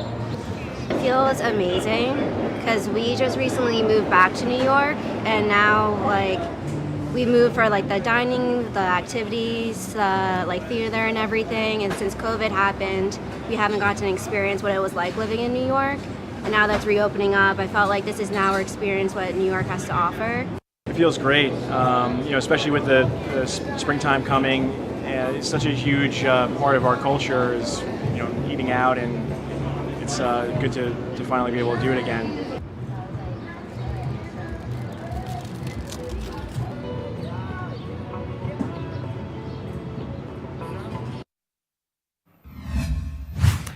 Okay, so life beginning to come back to normal there in New York. Bessie, let me come back to you. When we fully reopen as a society, what kind of public service would you want to see in place in Kenya? The kind of public service I would want to see is that first it begins with the internal customer having job satisfaction so that they're able to extend it to me, who is their external customer. I would want also to see efficiency. When I talk about efficiency, it's not churning out substandard services, because we want to serve as many, but we serve with quality, where we take time to understand what it is our customers are looking for and make the process efficient. I will look back and see how the passport process has evolved. And if other institutions stopped working in silos, they can see it is a process. It may not be 100%, but they have made an initial step. So when we reopen, the aspect of making change is very uncomfortable, but we have to change our mindsets in how we deliver. We take cognizance of our customer being the reason we will have that job. The reason that process has to be because of that customer. So I would want to see first people who are empowered, who have been built for their capacity so that they feel also they are valued. Because most of the time when the value system within the organization is not correct, then we have the spout you're seeing, that we have entitlement mentality, that we have the corruption that everybody is talking about. Because if I am not paid well and I am not valued, then I can get other means to frustrate so that I get an avenue to get more money. So I would want to see a change in how things are being done. Transparency is one, accountability of who does what, so that we know that if I am the one charged with this, then this is what is my mandate. This is what I am delivering to the people. This is what is expected of me. I like the fact that the professor has said, since he is the leader, that at the government school, things can be done because he's steering it. Can we also have other leaders like him who will say, in this institution, this is what we are doing, this is how we're going to deliver for the customer. Okay, Bessie, thank you. Sylvester, let me come to you, and again on the same issue. When in a private company, or rather in the private sector, when people are unhappy with their CEO, shareholders vote with their feet. But citizens feel very helpless when government or civil servants don't deliver the service because there's nothing you can do. You have to rely on internal government mechanisms. Isn't there a better way to make sure that the citizens, what the citizen is feeling can be directly translated into seeing change in the civil service? Yeah, Joseph, I hear you. That is the wrong perception, that public servants don't get fired when they don't perform. They do. And we have a lot of disciplinary cases going on at the Public Service Commission, a lot of them. And therefore, I think with time, you will even appreciate that we are changing the policy on employment from permanent and pensionable to employment on contract. So really, the issue of entitlement is coming to an end, and we are looking at that transition. We are also looking at the market from which we tap talent. The current generation do not want permanent and pensionable employment, but they are the talented one. So we want to ensure that we also tap into this talent. So yes, as much as there's a perception that once you are employed in government, you are permanent and pensionable, that is a misconception for now. You will even see the current advertisements we have advertised at the Public Service Commission for position of directors. They are on contract. So really, the notion of once employed, then you are there to retire is not there. Secondly, I also want to emphasize that it is not true that in the public service you can get away with anything. If only you looked at the number of disciplinary cases you are dealing with now, you will see the difference. Apart from that, the public sector, the way the government is structured, the three arms of government are supposed to be checks and balances for the government. Now, Sylvester, I hear you, but for the citizen or for the ordinary Kenyan, we do not measure satisfaction in terms of what is going on behind the doors, in terms of the punitive and so on. We measure it by the level of service that I get as an individual when I go to a government office and I come back either smiling or really, really upset. So you can hear me, Sylvester? Yes, I can hear you. Yeah, so the point I'm getting is the service is very personalized, and it is my own personal experience with that. So what I need to know is that I can rely on constantly quality service, not so much the actions that are being done by the scene, because those ones, I don't feel them as an ordinary citizen. Yes. What I have promised, I say that yes, the public service has a past, but there's a future that we are looking towards. And the public sector, what we say, it is a huge organization comprising of different institutions. The journey might be looking slow, but really we have embarked on a journey. But just on a light note, not all public service is bad. You will appreciate that every parent wants their children to go to Alliance. Every parent wants their children to go to Mangu. Yes. Every parent wants their children to go to Starret. All these are public institutions. So really, yes, we can learn from the good service providers and move forward. Professor said that, yes, in a class, not everybody gets an A. We also are at that position in the public service, but we would like to move at least everybody to C+ and above. Okay. Thank you. Let me come on to that, Professor here. Now, you start off with very good people. You train them well at the Kenya School of Government, and then they end up scoring D and E's when they're actually on the job. Where do we pick up these bad manners from as public servants? Yes, that has been the paradox, actually. very well-trained people performing poorly. Not because they don't know how to perform well, but because they don't want to perform well in those instances. And that paradox is now being checked by some measures that have been taken in the process of performance improvement that Sylvester mentioned. For example, today we have performance contracting system, that every public institution specifies the targets, or the targets are specified for them for the year, and they are then evaluated at the end of the year, and if they don't meet those targets, they are penalized for it. So it's no longer a matter of 8 to 5 as before. It is now about whether the specified targets have been realized or not, and that is compelling institutions to work hard. Another transformation that has occurred has to do with the performance appraisal of the individual public servant. So you are appraised. Now, if you are found to be performing below expectation, then there are punishments. But then, more important, I know you asked earlier, Joseph, about the citizen, looking at the matter from the citizen standpoint. We have been trying to implement the citizen-centered service delivery approach, which is by asking, what does the citizen think about the service, and how could we satisfy the expectations of the citizens better? And there are changes now in the public service. Prof, who have you been asking that of? No, within the public service. Within the public service. Yeah, including in international organizations. For example, shouldn't you be asking these Kenyans who are really upset? And I'm coming to that. Right. Beautiful point. Like at the African Union level, we have the African Association of Public Administration and Management, and these things are discussed in there about how to do that. And one of the ways we have innovated as public servants around the world and Africa is to bring the citizen into the equation.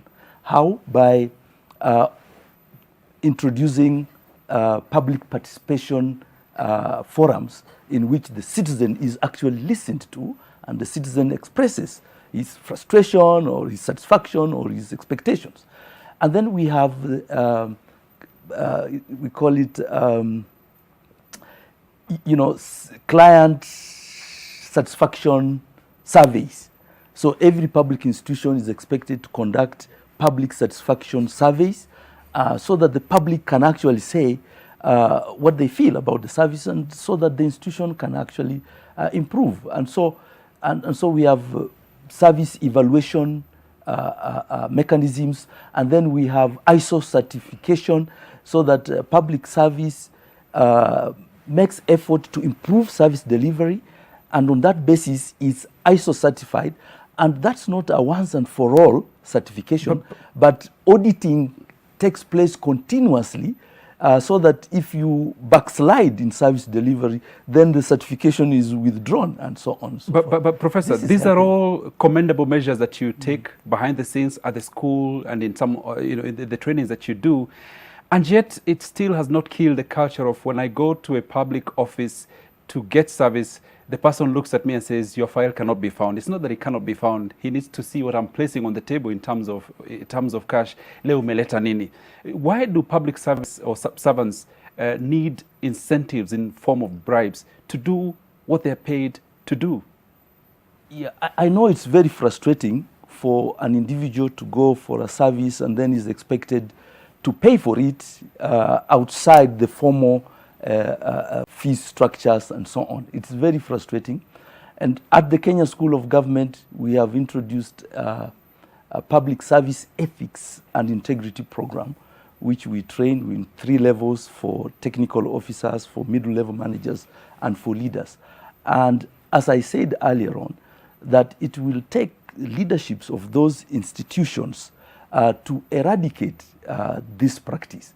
It all depends, as I must say, on the leadership of those institutions, because a bad practice occurs perhaps because one can get away with it, that you could engage in bad practice and that you will get away with it. That then becomes the incentive to get. But if one realizes that if I engage in bad practice, I will be penalized for it very severely, lose my job, go to prison, and so on. Then the propensity to engage in bad practice will not be there. So what we are trying to emphasize at the Kenya School of Government, particularly in the Strategic Leadership Development Program, because we have that training program for leaders of institutions. It lasts 6 weeks. And recently we introduced an outward bound component. So the trainees actually go to the outward bound school in Loitoktok, just on the foots of Mount Kilimanjaro, where they learn practically. They wake up at 5 a.m., go into, take a cold shower, you know it's very cold up there, and so on. They sleep in tents and so on, so that they can feel the pain that citizens whom they serve usually feel. Is it working? And it is working very well. Okay. And that program has become, and next time, Jose, I recommend you bring people who have gone through that program here, because you might think I'm exaggerating, right? We will. So the key thing here is that we can eradicate this bad practice through leadership in those institutions. Sylvester, in your view, will it ever be possible to eradicate this kitu kidogo economy within the civil service, that you can only get a service if you pay something small? It will be.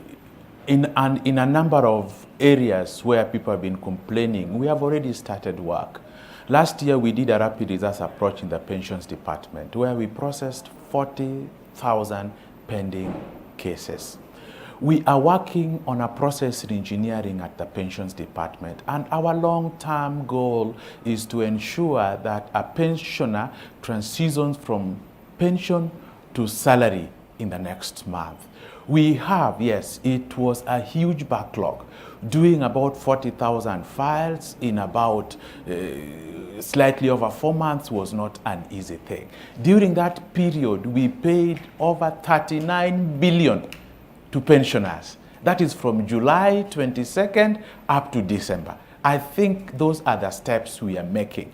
When we therefore computerize the entire system, where we eliminate paperwork, because after all, a public servant who has worked for the public service for 30 years and above, the system is computerized. We can transfer that data for payment at the pensions department directly. We are currently working on that. Part of this kitu kidogo are also in the basic, what we call front-end services. These ones like passports, like title deeds, like getting of licenses, when they become online fully, then we shall be able to service the ordinary citizens more efficiently and effectively. We are on that journey. As I said, the only challenge we are facing now is that the databases reside in the various individual institutions. We are working on integrating that database. That service can be seamless, so that we have one identification number. You saw the efforts of Huduma number. Huduma number translates to service delivery number, which means that we are thinking ahead on how to ease the citizens' pain points. Public service transformation has barely been there for about 1 year, but we are very clear on the steps we are making. If we could move, like if you look at the Ontario system, where they talk about no wrong door, that the government service has got one number. And even if I want passport, I want marriage certificate, I want ID card, I call one number, and I will be directed back end to those services. Okay. That is our vision. Bessie, very quick thoughts from you about how we make our public servants a lot more accountable to us, especially in that kitu kidogo. Any quick thoughts? Well, Joseph, the thing we are all running away from is what is the mechanism? What are the accountability structures? Because when I hear what the Public Service Commission is talking about, I would expect by now they would be having portfolios. We are going digital. We need to be practical and move on. We are talking about very soon. We could be having, as we have been home for the last 3 months, a portfolio, a database where we now know this institution has this number of people and this is how they're serving. Because if we go by the service, the customer satisfaction service that the professor is talking about, we cannot be going below every time. Everybody, from the very few comments you have read, about 90% are not satisfied with the public service service being delivered. So our issue is the delivery. Can we address the issue of the delivery? How do we address that? Is it that the person we have put is not competent? Is it that the systems that they're using have loopholes that they can have corruption or entertain or enshrine corruption in the same? So if we're going to start delivering well, let's work on why the delivery is substandard or is poor or is not pleasing to the customer. So we deal with the issue of that delivery, because if we keep putting on programs and different things, but we are not addressing the issue. The issue is delivery. Is it that we have the wrong people at the wrong positions or the right people in the wrong positions? I don't know. We need to understand why the delivery is still not happening. And can we do this? Yes, we can. The ICT sector is one way of making sure that the loopholes of corruption are sealed, because there's accountability, there's transparency. And this also brings in opportunity for many ways of improving our services to the people, to the public. Okay, Bessie, thank you very much indeed for joining us this morning. We wish you a good day and keep safe. Thank you so much for sharing those thoughts with us. Now, before we take a short break, let me look at what you've been saying on a hashtag new normal. Maderi Wawambogo, let me rate it at 3 out of 10 because to some extent I am learning because of it. But these country citizens, at a rate of approximately 90%, remain oppressed by the same government that claims to serve them. Youths get arrested over nothing just to feed the matumbo yasio shiba. Hashtag Kenya must change. Asante Maderi.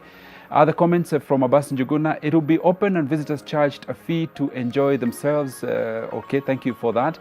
Then this is Nyabuto Steve. You say, I'm really enjoying this new normal. Everything is done digitally. Okay, that's our new normal world as well.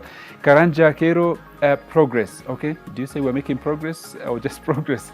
Helen Omukoko, good work to the public service, Professor Treya. Okay, thank you very much. The professor is listening.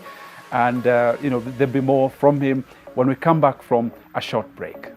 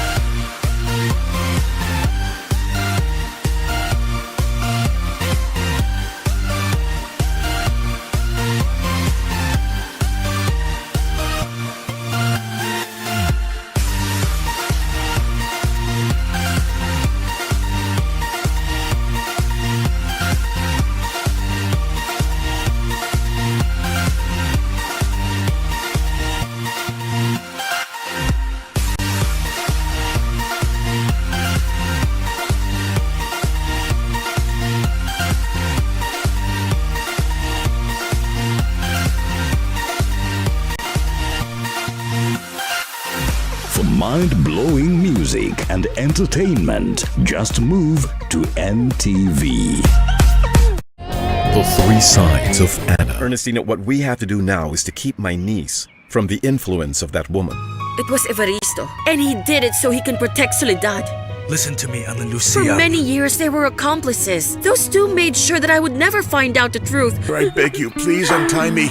Please set me free. No, don't leave me. If someday you would dare to betray me. The one betraying me right now is Marcelo. Your son's still enjoying himself with my sister. The three sides of Anna. Saa hizi kupimwa HIV ni haraka na ni bure. Unaweza pimwa kwa clinic na bado unaweza jipimia kwa nyumba yako wewe mwenyewe na self test kit 500 peke yake. Uko na HIV si eti ni mwisho. Wewe uko nayo? Mimi nilishapima. Afya bora, maisha bora. Jipime, jiinue. As we navigate the new normal, we hope that this note finds you and your family safe. We are indeed living in an increasingly challenging time, a time of disruption, a disruption that has brought grief to some, financial difficulties to so many of us, and enormous changes to life as we know it. Now, though self-isolation may at times be hard, many people are discovering that it presents an opportunity for all of us to slow down, to pause, and reflect. Better days will return. Stay home and stay safe. Finding the truth in these uncertain times has become certain. Possibilities for business even more convenient with the Nation e-paper. To enjoy this and more, simply dial *550*1# for Daily Nation and *550*5# for Business Daily on your mobile phone and get 50% discount on the e-paper.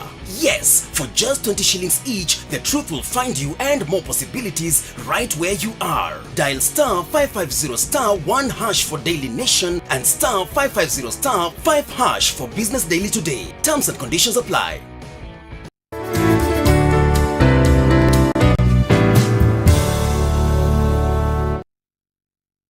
We want you to relax and feel safe in your own home, at the office, in a restaurant, at the salon, or any public space that you visit. Ace Cleaning products are a sure way of feeling safe and secure in your home.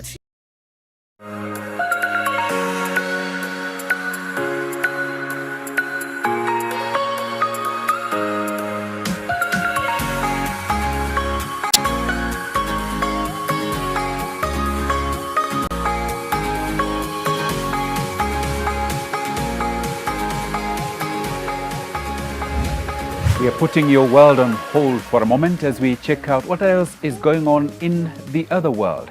Nearly 200 Spanish chefs throw their aprons in front of the Congress of Deputies in Madrid as owners of bars, taverns, restaurants and caterers protest against the government maintaining a ban on the reopening of the food service industry. The group also observes a minute of silence for the victims of COVID-19.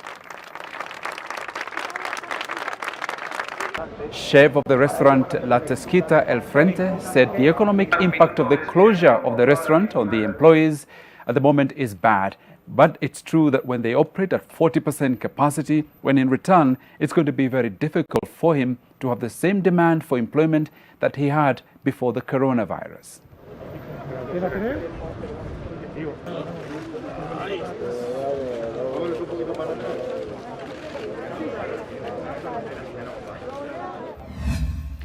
A 22-year-old Indian Kashmiri has invented a ventilator made only from scrap parts, a soapbox, a DVD drive and a bottle cap. Even though the project is still at the prototype stage, the young inventor hopes this creation can contribute to India's battle against the new coronavirus.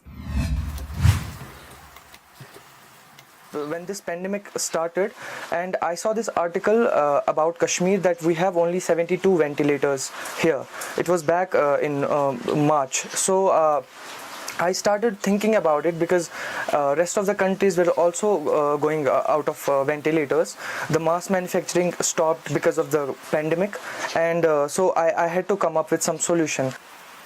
So I started observing objects in my house, and then I started breaking those, for example, I started breaking my phone, my printer, and then my CPU. So I collected all the things, useful things, so that I can organize them, I can give them a new useful shape. So far, the prototype is whole made of recyclable material. The scrap which is available at home, like soap boxes, we have a dry fruit box, we have a CD driver, and then we have a motor of old printer. So my whole idea to make this ventilator was to, it will be the time of emergency, how we can make those ventilators on local levels so that we can help local people, and then the same model can be replicated to different regions, different states. Amazing stuff. Invention really begins at home.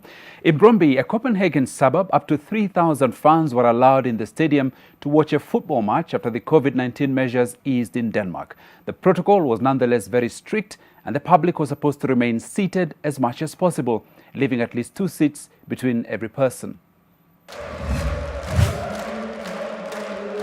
After 3 months out, it was the best experience of my life. It is amazing to be back. I have missed the stadium so much, and every people here, and just everything. So it's really great to be back. It sounded like we were like 30,000 here today, because everyone was just like yeah, and go Brøndby and everything. So it was nice to see again all the great people back at stadium, but it was a different feeling. Me and the guys used to stand back at the south side, and it's another different compared to everything else, because back there we are always cheering and always just very loud in the voice. It was a new thing standing at the long side, and just we had to sit down. It was still good to hear all the lads yelling. Yes, football, bila la kelele za mafans, is not football. Volunteers at a Beijing dog shelter hand out treats to dozens of rescued animals which had been found from controversial dog meat festival underway this week in southern China. The annual event in Yulin City always provokes outrage from animal rights activists, but this year they hope the coronavirus epidemic will be the death knell of a tradition they see as cruel. The business in Yulin, dog meat trade, was impacted for about 2 months, but then it came back again when the country's business was restored. Large number of dogs transported over greater distance can be a breeding ground for the outbreak of pandemic. And also China has the second largest number of rabies in the world, and China's government wants to eliminate rabies by 2025. If the dog meat trade is allowed to continue, that objective may not be achieved. I have to emphasize this. There is no such a demand from the people for dog meat. There is only demand created by the traders. They want to create the demand, to make money. The government has changed very fast. Because of pandemic, so the wildlife protection law is there, right? So I think soon, very soon, this animal protection laws will be here. That's what we are hoping for, that's what we are working for, that's what we are fighting for.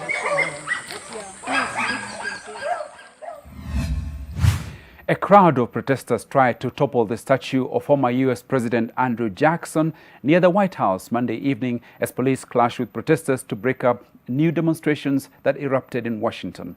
Jackson, in office from 1829 to 1837, owned more than 500 slaves over his lifetime and was a key figure in the forced relocation of nearly 100,000 Native Americans, otherwise known as the Trail of Tears.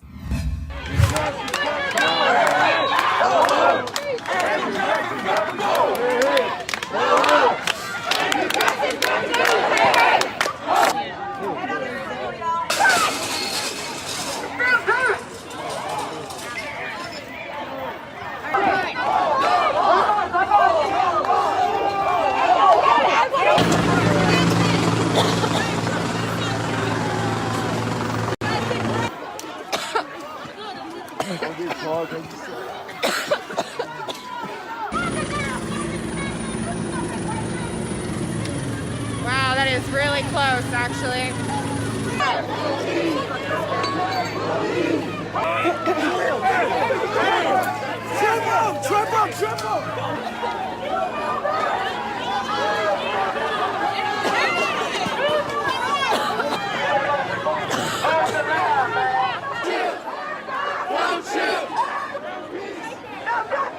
No peace. No peace.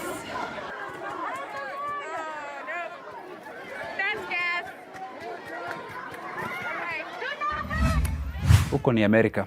As medicines run short and hospital wards overflow, Yemenis are resorting to traditional herbal remedies to protect themselves from coronavirus in a country broken by years of conflict.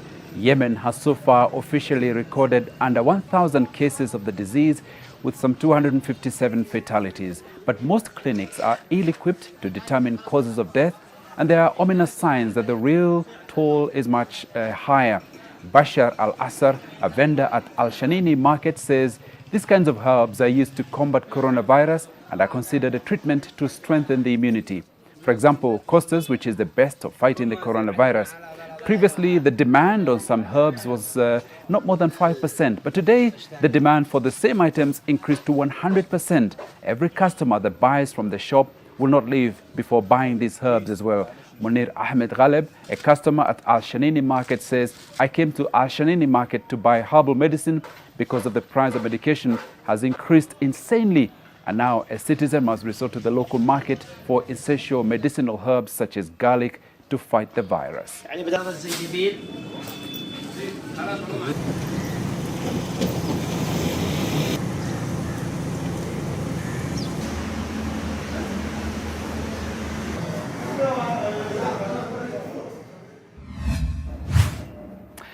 Okay, now, Sylvester, as we enter our last 10 minutes of the program, I want us to look at the future of work. How do you think public service looks like post-COVID? Professor, sorry, Sylvester is still, let me throw that question to you. Professor is otherwise engaged, we'll be back to him shortly. Yes, say it again. That's right. How does the future, I mean, a lot will have changed because of COVID. Yes. How do you see the future of public service when this pandemic is over? Oh yes. Now already, of course, what is so significant now is the idea of working from home, the idea of using internet platforms to transact business, and minimization of face-to-face, engagement in service delivery. But let me say this: some of this practice was already there even before COVID. For example, there are many people who worked from home. Lecturers marked examinations from home at night, even during the day, and only came to deliver lectures, and so on and so forth. But by and large, that is going to be considered to be the new way of doing, of going about work, particularly. But many things must change. Number one, targeting must change. For example, we have to define the kind of work that could be done from home and distinguish this from the kind of work that must be done in the workplace. So such distinctions will have to be made. Another factor that will have to be taken into account is how to supervise people working from home. Does it mean we'll still go by the time, such as you work from 8 to 5, or does it mean that we now work on the basis of peace, on the peace basis? What you deliver? Yeah, what you deliver, and so on. So that might have to be considered. I'm not saying it's impossible, but it has to be considered. And then the other thing to consider is interpersonal relationships, which will have to be sacrificed quite a bit, and yet there are some gains there. And the other factor is the home environment, whether the home environment is truly suitable for work. Will people be working from the family dining table or from the bedroom? And most of these spaces are shared already with other family members. And what support can be given to someone who's working at home? Because they're now using their, that becomes their office space, their own facilities. Their electricity, power, and so on and so forth. And we could go so far as to say even our architecture will have to change, so that every home design should include some kind of office space, some kind of studio where someone can go. Recently, we have had online meetings, and children have been heard crying in the background, insisting, "Mommy, here I am, well, I need this, I need that," and interfering with the whole meeting. So there are some of these changes that will have to happen. However, we will still require to work from the workplace in some cases. Like a doctor is likely to have to work from home, even though there is telemedicine and so on. Let me bring in Sylvester. Welcome to your world again. Yeah, thank you. Now, for you, what does public service look like post-COVID? Joseph, our primary interest is ensuring efficiency and effectiveness of the public service. Our primary interest is ensuring that the citizen gets the services the way they want them. And therefore, I don't think that COVID changes that fundamental focus. It might change the way we deliver, but at the end of the day, it might be at the convenience of the citizen, not the government. So in my view, yes, people are talking about a new normal, but a new normal to the extent that the citizen is not inconvenienced. That is our focus. Remember, we are coming from a government previously which used to be inward looking. So we don't want to improve inward services if the citizens are not catered for. So what is going to inform our focus going forward is efficient and effective public service delivery, which is offered at the convenience of the citizen, not the government. So do you see a lot more flexible working? Yes, flexible working, I see that. You can see that also, even before the COVID, we are moving to contract employment. So for me, contract employment at the end of the day is about output, not process. So if I give you a contract to deliver, it means that I've measured what I want you to do and I will evaluate you on the outcome. Not that you are in the office for 8 hours. This contract will stipulate what is the output that I want from you. And so, a question to you and also to Professor. How do you manage teams who have to work together but now are working remotely because of where we are, because of our new normal? First of all, to Sylvester. Yeah, Joseph, what we are saying that if you agree on the output, in a football match, different players have got different instructions, but they all aim to win the game. I see ourselves being organized with a similar philosophy in mind. I could be working from home, I could be working from the office, but at the end of the day, what is the citizen getting? Are their services being delayed? And that is what I should be measured on. I should be measured on how well I deliver my services to the citizen, not how long I'm in the office or what are the terms of my employment. Okay, Professor, what has this season taught us and going forward in terms of managing remote teams or remote working? Yes, in addition to what Sylvester has just said, you know, technology has also been of tremendous assistance to us in this situation and even in the future. A lot of teams are now coordinating their activities through the WhatsApp platform. And so they form WhatsApp groups and so they share information on that and assign each other responsibilities and so on as they push the common agenda forward.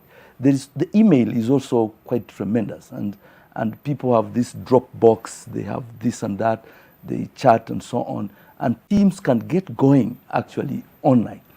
Initially, it will be a little difficult because you see, it takes a while for a new way of doing things to gain traction and for people to feel comfortable in those. But over time, these will be complemented with the face-to-face meetings that must still go on.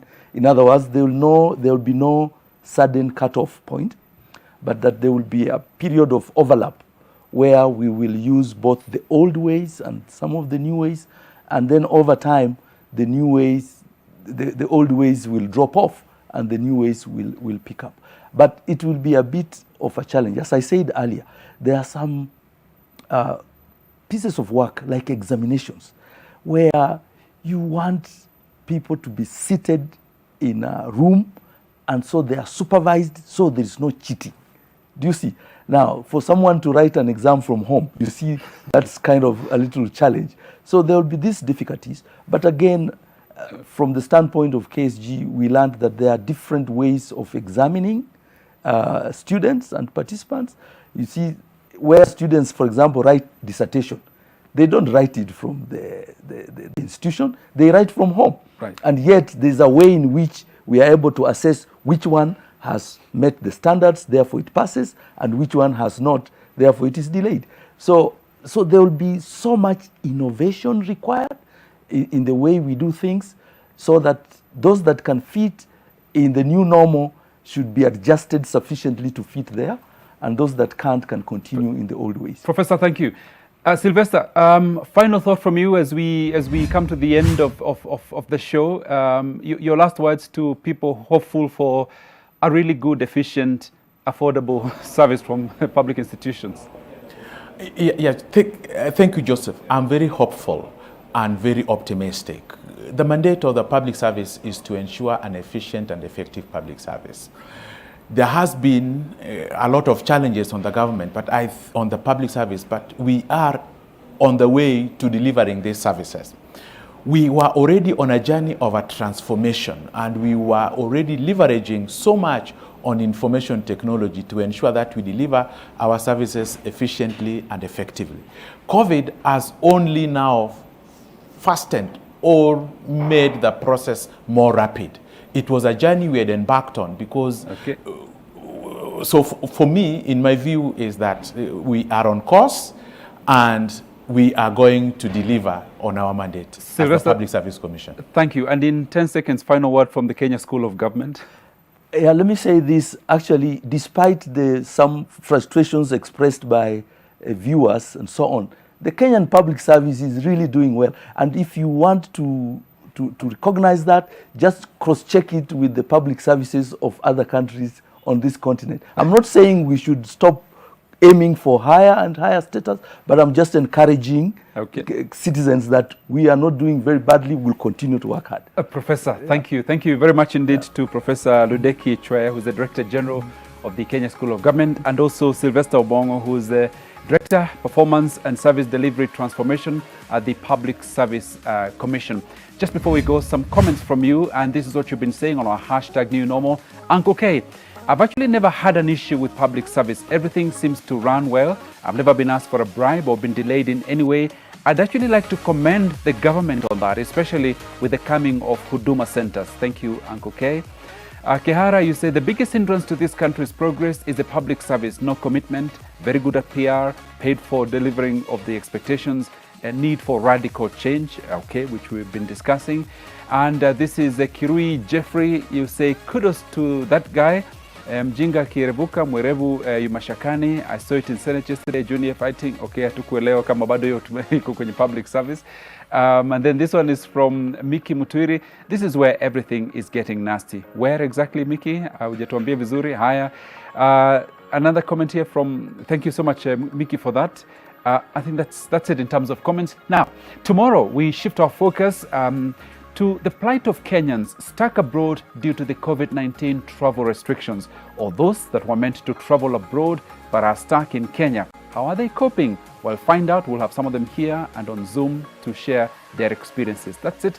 We'll be back starting at 6:30 a.m. as always with a fantastic workout, half hour only, under the supervision of very good trainers in the studio, you working at home, trainer working very hard also from their own house. Until then, on behalf of my guests and the NTV production team and crew, have a safe day.